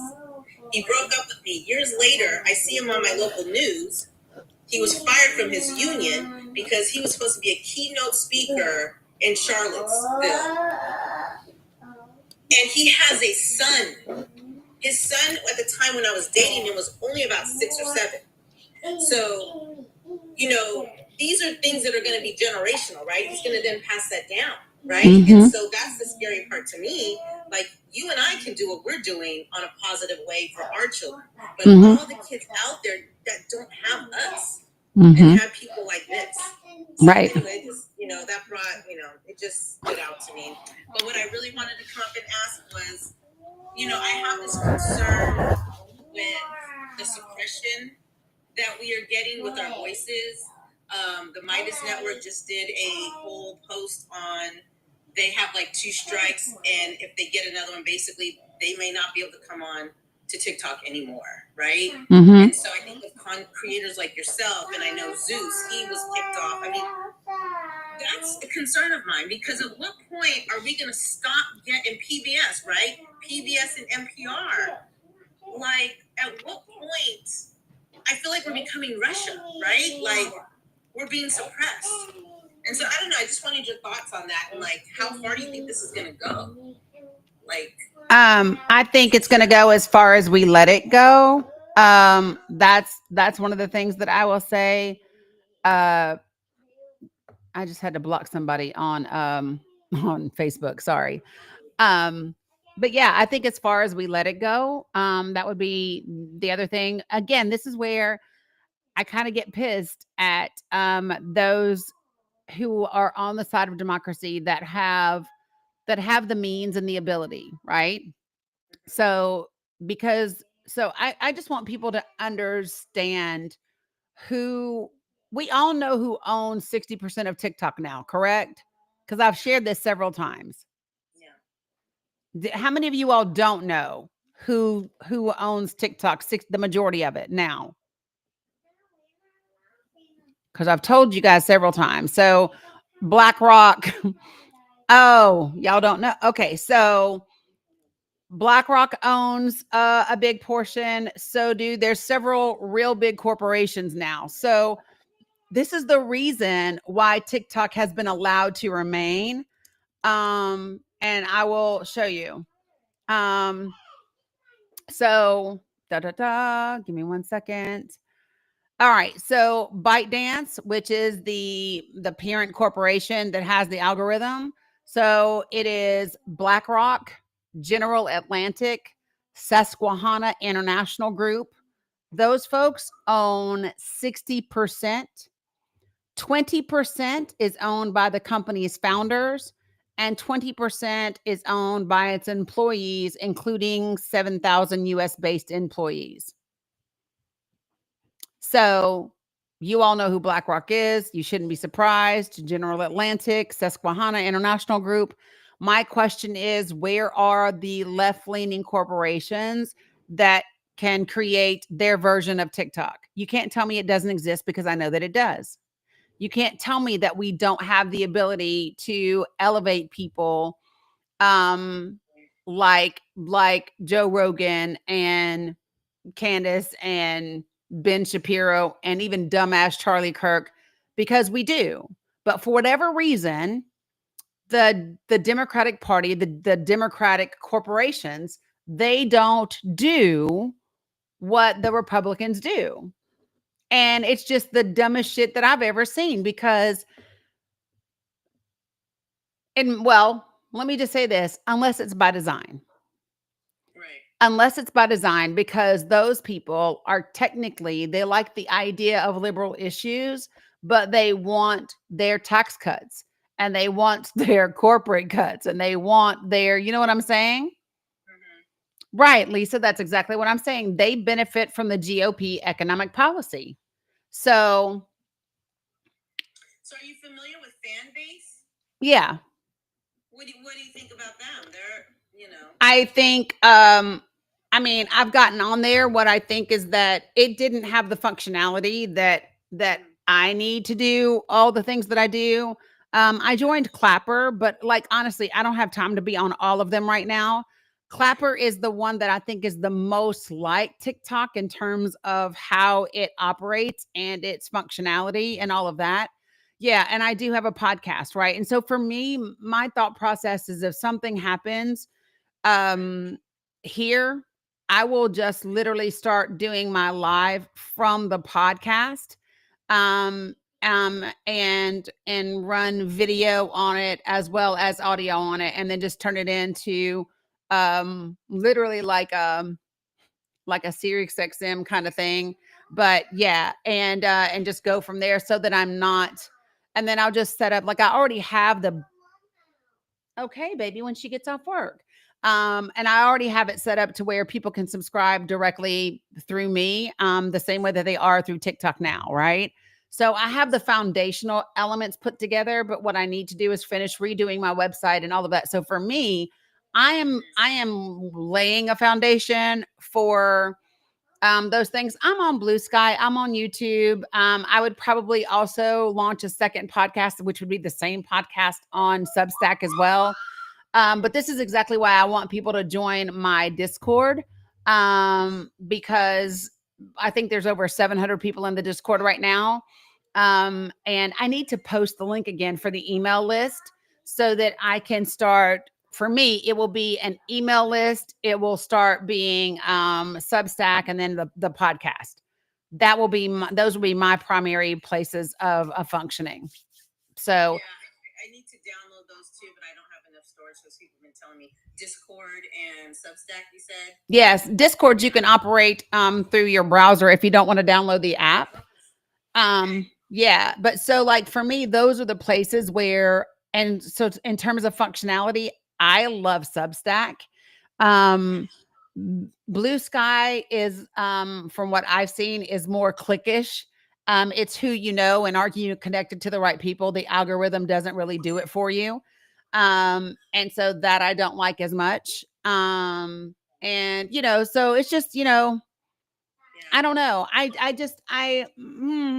Here's the other thing though. Here's the other thing that I know is even though they don't like Midas, right? Does Midas have paid subscribers? Yeah. Do you know how many they have? No, I don't know how many. So this is the reason why I asked that, right? Is like there are people out there. Do you know about how many they have, Lisa?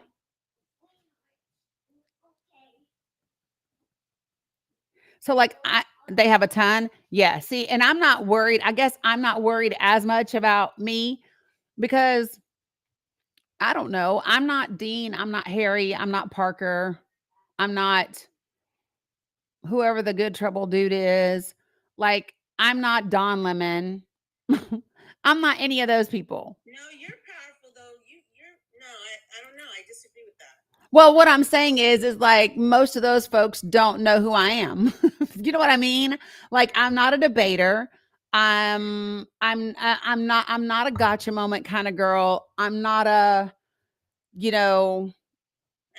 yeah. And so for me, like, I'm not concerned as much, I guess, about whatever. Cause here's the thing. I know you didn't find me from no MSNBC. I ain't been on no MSNBC. Not that I know of. More known than you think. I'm telling you. Like, I ain't never been on no MSNBC. Like, I ain't been on no MSNBC. Somebody got my damn attention now. I said, I ain't never. Y'all got me. Y'all got me cracking up. I was like, you thought you saw me on a panel? Girl, no. But I'm glad you got over here, though. You found me through Steve, right? Don Lemon called me his favorite TikToker. I did hear that. I did hear that he said that. Yeah, you're dumb, Danny. Yeah. So I'm just saying, I think I don't worry about it. I guess because what I do is different from those guys, which is probably why I don't get like the strikes that they do. I don't talk about Trump as much. Like, I talk more about policy and issues and people. You know what I mean? So I think the people that get the strikes are the people that talk about him a lot. That, you know what I mean? All of those types of things. And so that's why I think I don't worry as much. So like, if you all want to know, okay, so let me ask you this. Do y'all know the guy? I love him. I love Devon Rodriguez. Do y'all know who I'm talking about? He's an artist. Devon Rodriguez. Okay, if you love good art and good talented people and good-hearted people, Devon Rodriguez he's the shit. I love him so much. So he is from the Bronx. And his little brand that he just launched is Keep Smiling. And it has like, he just got his own little hoodies, which I love for him. But he started out like in a little art school in the Bronx, and his grandmother, he was raised by his grandmother, and she wanted him to like go like the official route, like the gallery route and this, that, and the other. And he was like, nah, I think I'm going to do the social media thing. That way people from anywhere can see me. And he started by getting this. I'm getting excited because I really love this kid. He don't know me from Adam, but I love this kid. But he got his start sitting on the train in New York, and he would just either draw or paint perfect strangers and give it to them like for free. And he would just say, here, I just wanted to, excuse me, here's, your drawing. I just wanted to, and he was like, and they'd be like, oh my God, thank you. Because he's really incredible. And he'd be like, you're welcome. And then he said, keep smiling. And he would just move on. And now and then he started stopping people on the street. And so he'll stop people and he'll say, hey, I'm Devon. I'm a local artist. If you have I really love your look. And do you mind if I paint your portrait or draw your portrait if you have time? And they say yes. And so the first question he asks them is, so what's your name and what's your biggest dream in life? That's how he starts it, right? And then they get into these great conversations about people's lives and their stories and what they want to do. And like his art has now taken him to where he's been in Paris and he's been in Japan. And so now like he's doing these watercolors and he's selling the prints, but he's like awesome. And so anyway, my whole point in sharing all of that was, first, go follow Devon. He'll make you smile in life. Number 2, yeah, I love that for you. Okay. And so the second thing is Rodriguez, Devon Rodriguez. It's Devon. And so, but what I love is he says, what's your name and what's your biggest dream in life? So the thing that I have consistently said, and I would say for real, y'all, probably since 20, somewhere between like the teens and the early teens of the 2000s, right? What I have always said is that if I wanted, what would be the dream for me? It would be my own platform, not in an Oprah style, but in an Oprah reach, right? That it would be a combination of things. It would be talking about the issues and whatever, and it would be talking about it from a human perspective, in a way that builds connection, just like we do right here on TikTok, right? And like that for me is still the thing, right? I don't want it anybody else's way. I only want it that way. And that's why, like, I get shit from TikTok every day talking about, put up a video with your whatever your tennis quote is, or with like whatever the viral sound is, or you're welcome. You're invited to TikTok shop, because they want me to hold up shit for y'all to buy. And I just don't wanna. I just don't wanna. And well, then plug it back up, sissy. So yeah, right. Like things that matter, Shanae, right? And so, yeah, so, well, so plug it up. And battles, right? They want me to battle people. I'm like, I'm not battling nobody. She said, plug it up, please. She knows, because she said, please, I got to do it. Give me a second. I told her the way that you asked me, if it don't include please, girl, it ain't happening. Where is it? Oh, girl, move your arm. You're so silly. Cheryl, why don't you work towards your own art studio gallery? And she's stupid talented too. Cheryl is stupid talented. I just finished this for one of my subscribers. She let me drop my background and then we're gonna get back to business, y'all. But we're just off on a tangent. So but I just finished this for one of my subscribers. I don't know if you can see all the variations in the background. You can a little bit right there. Gorgeous. Thank you. And I mailed Lisa's out as well. Hers is on her way to her. But anyway, because here's what I think. I think that, and this is the part that gets crazy. So let me just tell you, as much as we talk about in media platforms and policy and letters to the editor and all of those things, right? As much as we talk about them, we are the problem. People are the problem, right? Because people is who makes the policy. People is who runs for office. People is who votes. It's people. And I really feel like we have to be focused on two things at the same time. I feel like we have to be focused on the policy and the politics and the voting and all of that. And we also have to focus on the people. Yeah, Kimmy, it might be a shit system, but let me tell you what I know. So check this out. I think it is in the link tree, Aline, and I know it's in the Discord. But listen to me, y'all. Before I choke. Fuck. Okay, so follow me. Can we all agree that our judicial system is kind of shitty? Whether it's mandatory minimums, whether it is discrepancies in sentencings, but our judicial system is shit, right? And here's the difference.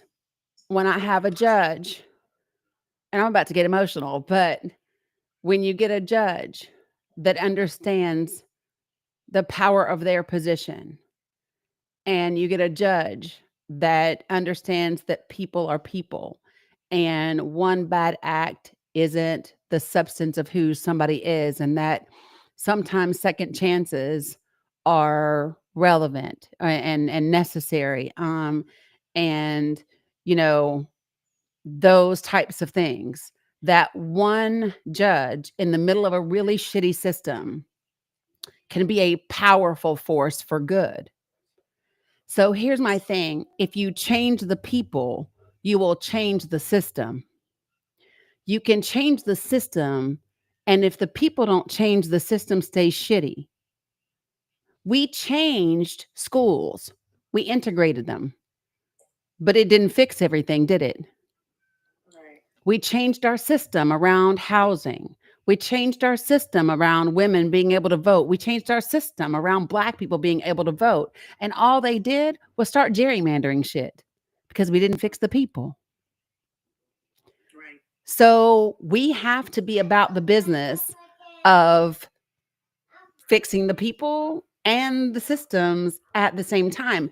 And I think that you fix the system from an immediate impact perspective, right? So what I mean by that is, Mila, not so loud, girl. You did what? Girl, no. Nope, you got to plug yourself up this time. Okay? And even if you fake cry, it doesn't matter. Okay, just letting you know. So Elementary school for years, and I get it. Anyway, go ahead. Listen, that joker said, I unplugged myself again. Why? Because you want me to, yeah. So anyway, and she over there doing this. Looking to see if I'm looking in, right? All of them. She gonna be my EGOT. That's the Emmy, Grammy, Oscar, Tony one right there. But literally, this is what I believe the work is about, right? And I think we have to get uncomfortable. So for me, my plan is hopefully over the next year. And I just told my oldest daughter she needed to move back so she could make it happen. But I really want to implement all of it together. Like, good God. I have 2 books that are already written. I have 3 more that are in the works, literally, that I just don't have time to do it all. And I'm also raising grandbabies and all, you know what I mean? All the things. And so, but it's, you know, it's okay. All in due time. But so I'm just saying my goal is just,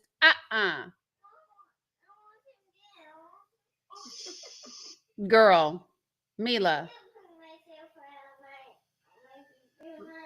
What? You can't plug yourself up when your boo-boo hurts? Girl, what boo-boo? This one where? I got one too, right here.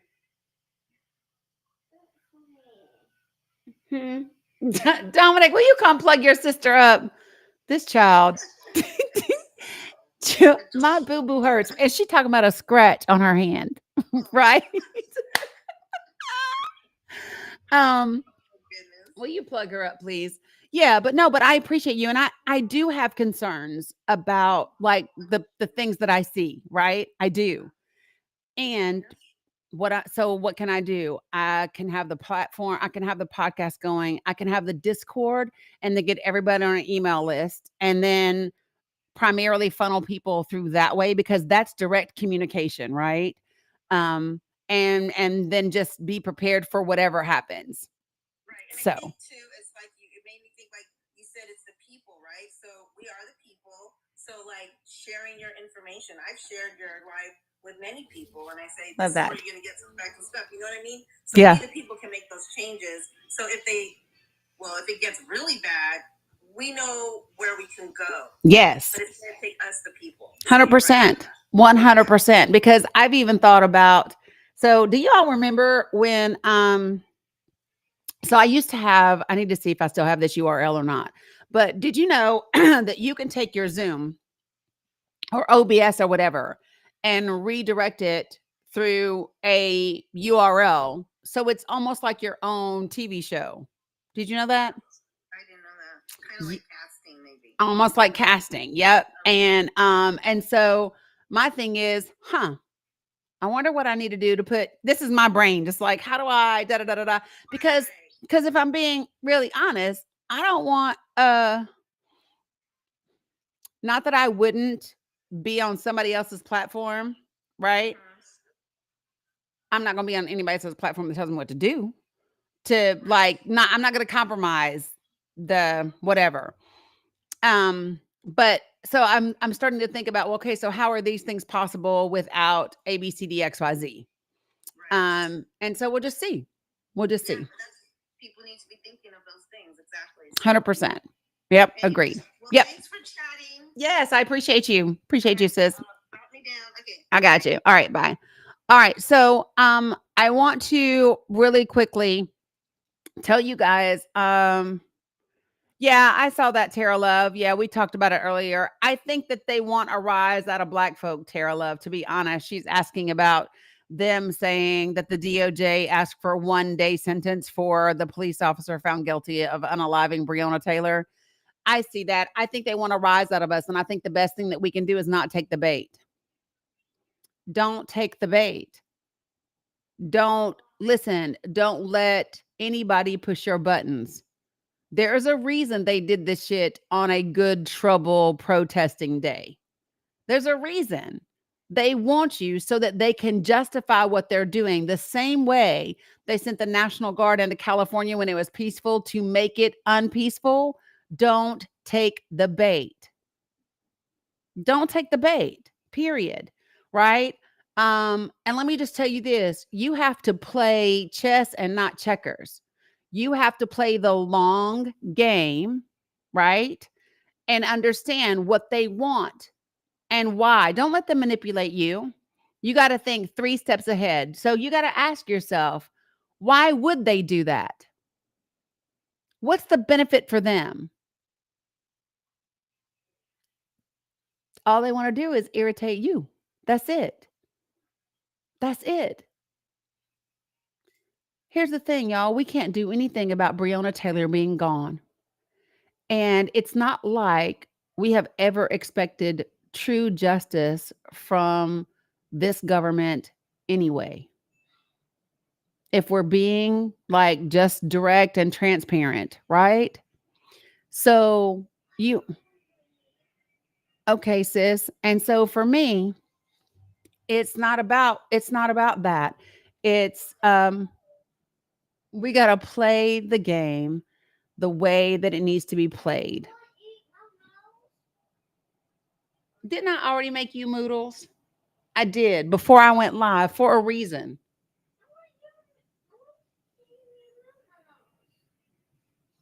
Do y'all know that I fed her 5 minutes before I went live specifically for this reason? After she'd eaten before that? But listen, so why am I saying that? I am saying it so that y'all understand you got to stay rooted and grounded and focused on the end game. And the end game is they don't get to take the country. They don't. Yes. You want some what? Okay. Well, wait a second. Okay. So this is the thing. This is where we have to be smarter and not fall into the trap of those individuals. Period.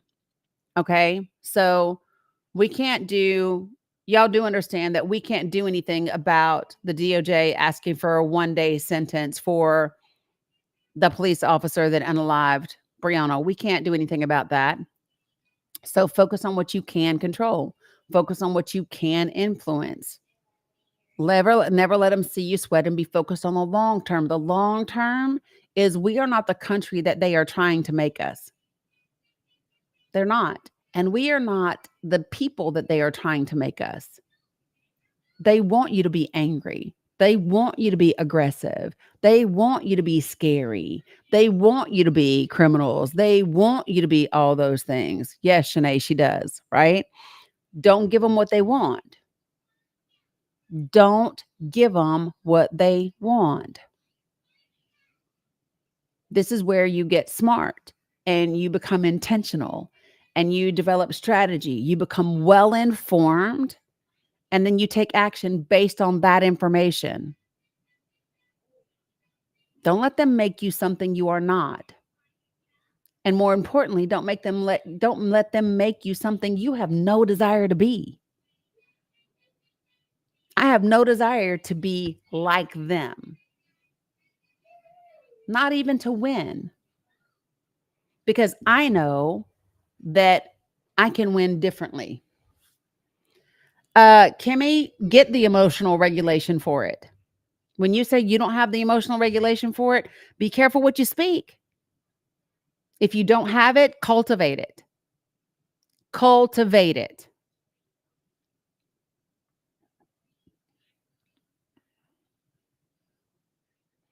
Well, what I'm saying is figure out the tools that you need to have it as much as you need to. Okay? Really quickly. Y'all know I can't let a day go by without telling the truth and shaming the devil. So I think it's important to understand that Israel's military, Israel's government, let me say it that way, Israel's government has unalived over 90 people, including dozens of aid seekers in Gaza in one day. So the story is out today. Israeli attacks across Gaza have unalived more than 90 people in the last 24 hours of reporting, including dozens of aid workers, according to health officials. There was an attack on the only Catholic church. Did you hear me? There was an Israeli military attack on the only Catholic church in the territory, unalived 3 people and wounded 10. The Council on American Islamic Relationships has asked, quote unquote, people of all faiths must speak out against Israel's genocide in Gaza following today's attack on the Holy Family Church. That's the name of the church. And so this group said, quote, this attack on a church and all the other attacks on Gaza mosques, schools, universities, historic and cultural sites, cemeteries, medical facilities, and personnel, civilian infrastructure, journalists, first responders, women, children, the elderly, and the disabled, once again demonstrates Israel's brutal disregard for religious sites and the indiscriminate nature of its genocide.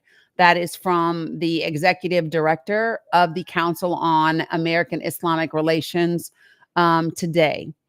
The United States of America, gives Israel at least $3.8 billion in military assistance annually, and has given billions more since October 8th. Oh, I'm trying to keep it all. It's a lot, y'all. But I wanted to make sure that you all were aware of things. What? I know. And what did I say? Yes, I did say something. I said when mommy gets out of work, you can go over there. Yep. Mommy works both jobs today. So that is why I have these things up here today, these flags up here today. We've already discussed what's happening in Syria, which is another place where the Israeli government is also attacking as well. Emil Bove has advanced out of committee, so we need to be contacting every single senator to vote no against Emil Bove, and every single Democrat as well. And listen, if y'all know somebody that works for Hakeem Jeffries, tell him if he's going to make another damn speech on the floor this time, he need to get with me first so I can help him say it right. Because he fucked it up with the big, beautiful bill. Right. I call it the big barbaric bill. 100%. And I'm just saying, yeah, Emil Bove, 100%. The next thing that I want to tell you, just so that everybody knows, is the Kilmar Abrego Garcia case. The reason why I have it up here again is because all of it is connected together with Emil Bove. Emil Bove is at the center of the DOJ disregarding the orders of a federal judge. He is the one who communicated directly with the Department of Homeland Security about not complying with the injunctions regarding parts of this case. And so it's really important for us to understand the importance of the link between these two things. If you have not heard in entirety about the whistleblower case from Mr. Raveni, who is a former DOJ attorney from the Office of Immigration Litigation, yeah, he has a good attorney, Shanae. If you haven't heard me read the court papers from Kilmar Abrego Garcia's attorney that was filed July 2nd, and if you do not know about the text messages and the emails that the former DOJ attorney kept and provided to the court in his whistleblower complaint, then you can do a couple of different things. You can go to YouTube or Facebook and watch my lives from the last few days. And you can also go to my website, Jesus, to my podcast, The Danny Cook Show. And the last two episodes, the very first one is about exactly what happened with Kilmar Abrego Garcia, both from 2019 all the way up to 2025. It's a very extensive review of those things. And then the second podcast episode that went up today details the whistleblower case in depth and refers to all the pieces. All of the documents are in my link tree for you to be able to click, download yourself, read yourself, highlight, whatever you want to do. It is important that you reference that information in your communications with your senators. There is an email that is in my link tree that talks to you specifically. It has an email template on there that you can basically make your own and modify it, that urges them to vote no on Emil Bove. So feel free to go to my link tree into my documents and utilize it. Yes. I know. You want me to come snuggle with you? Yeah. Okay. I'm finishing up. So, what's up, Chelsea? Y'all heard this child. She said, Tutu, I want mom. It's not often that she says that. Okay, so Trump was diagnosed with a minor vein condition after everybody saw them cankles the other day. I'm sorry, I couldn't resist cankles. Do y'all know what cankles are?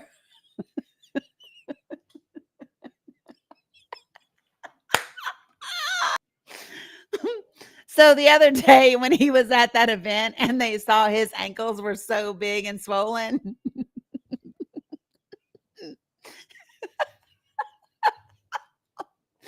And so because everybody went crazy about them and started speculating about his health, they had them looked at and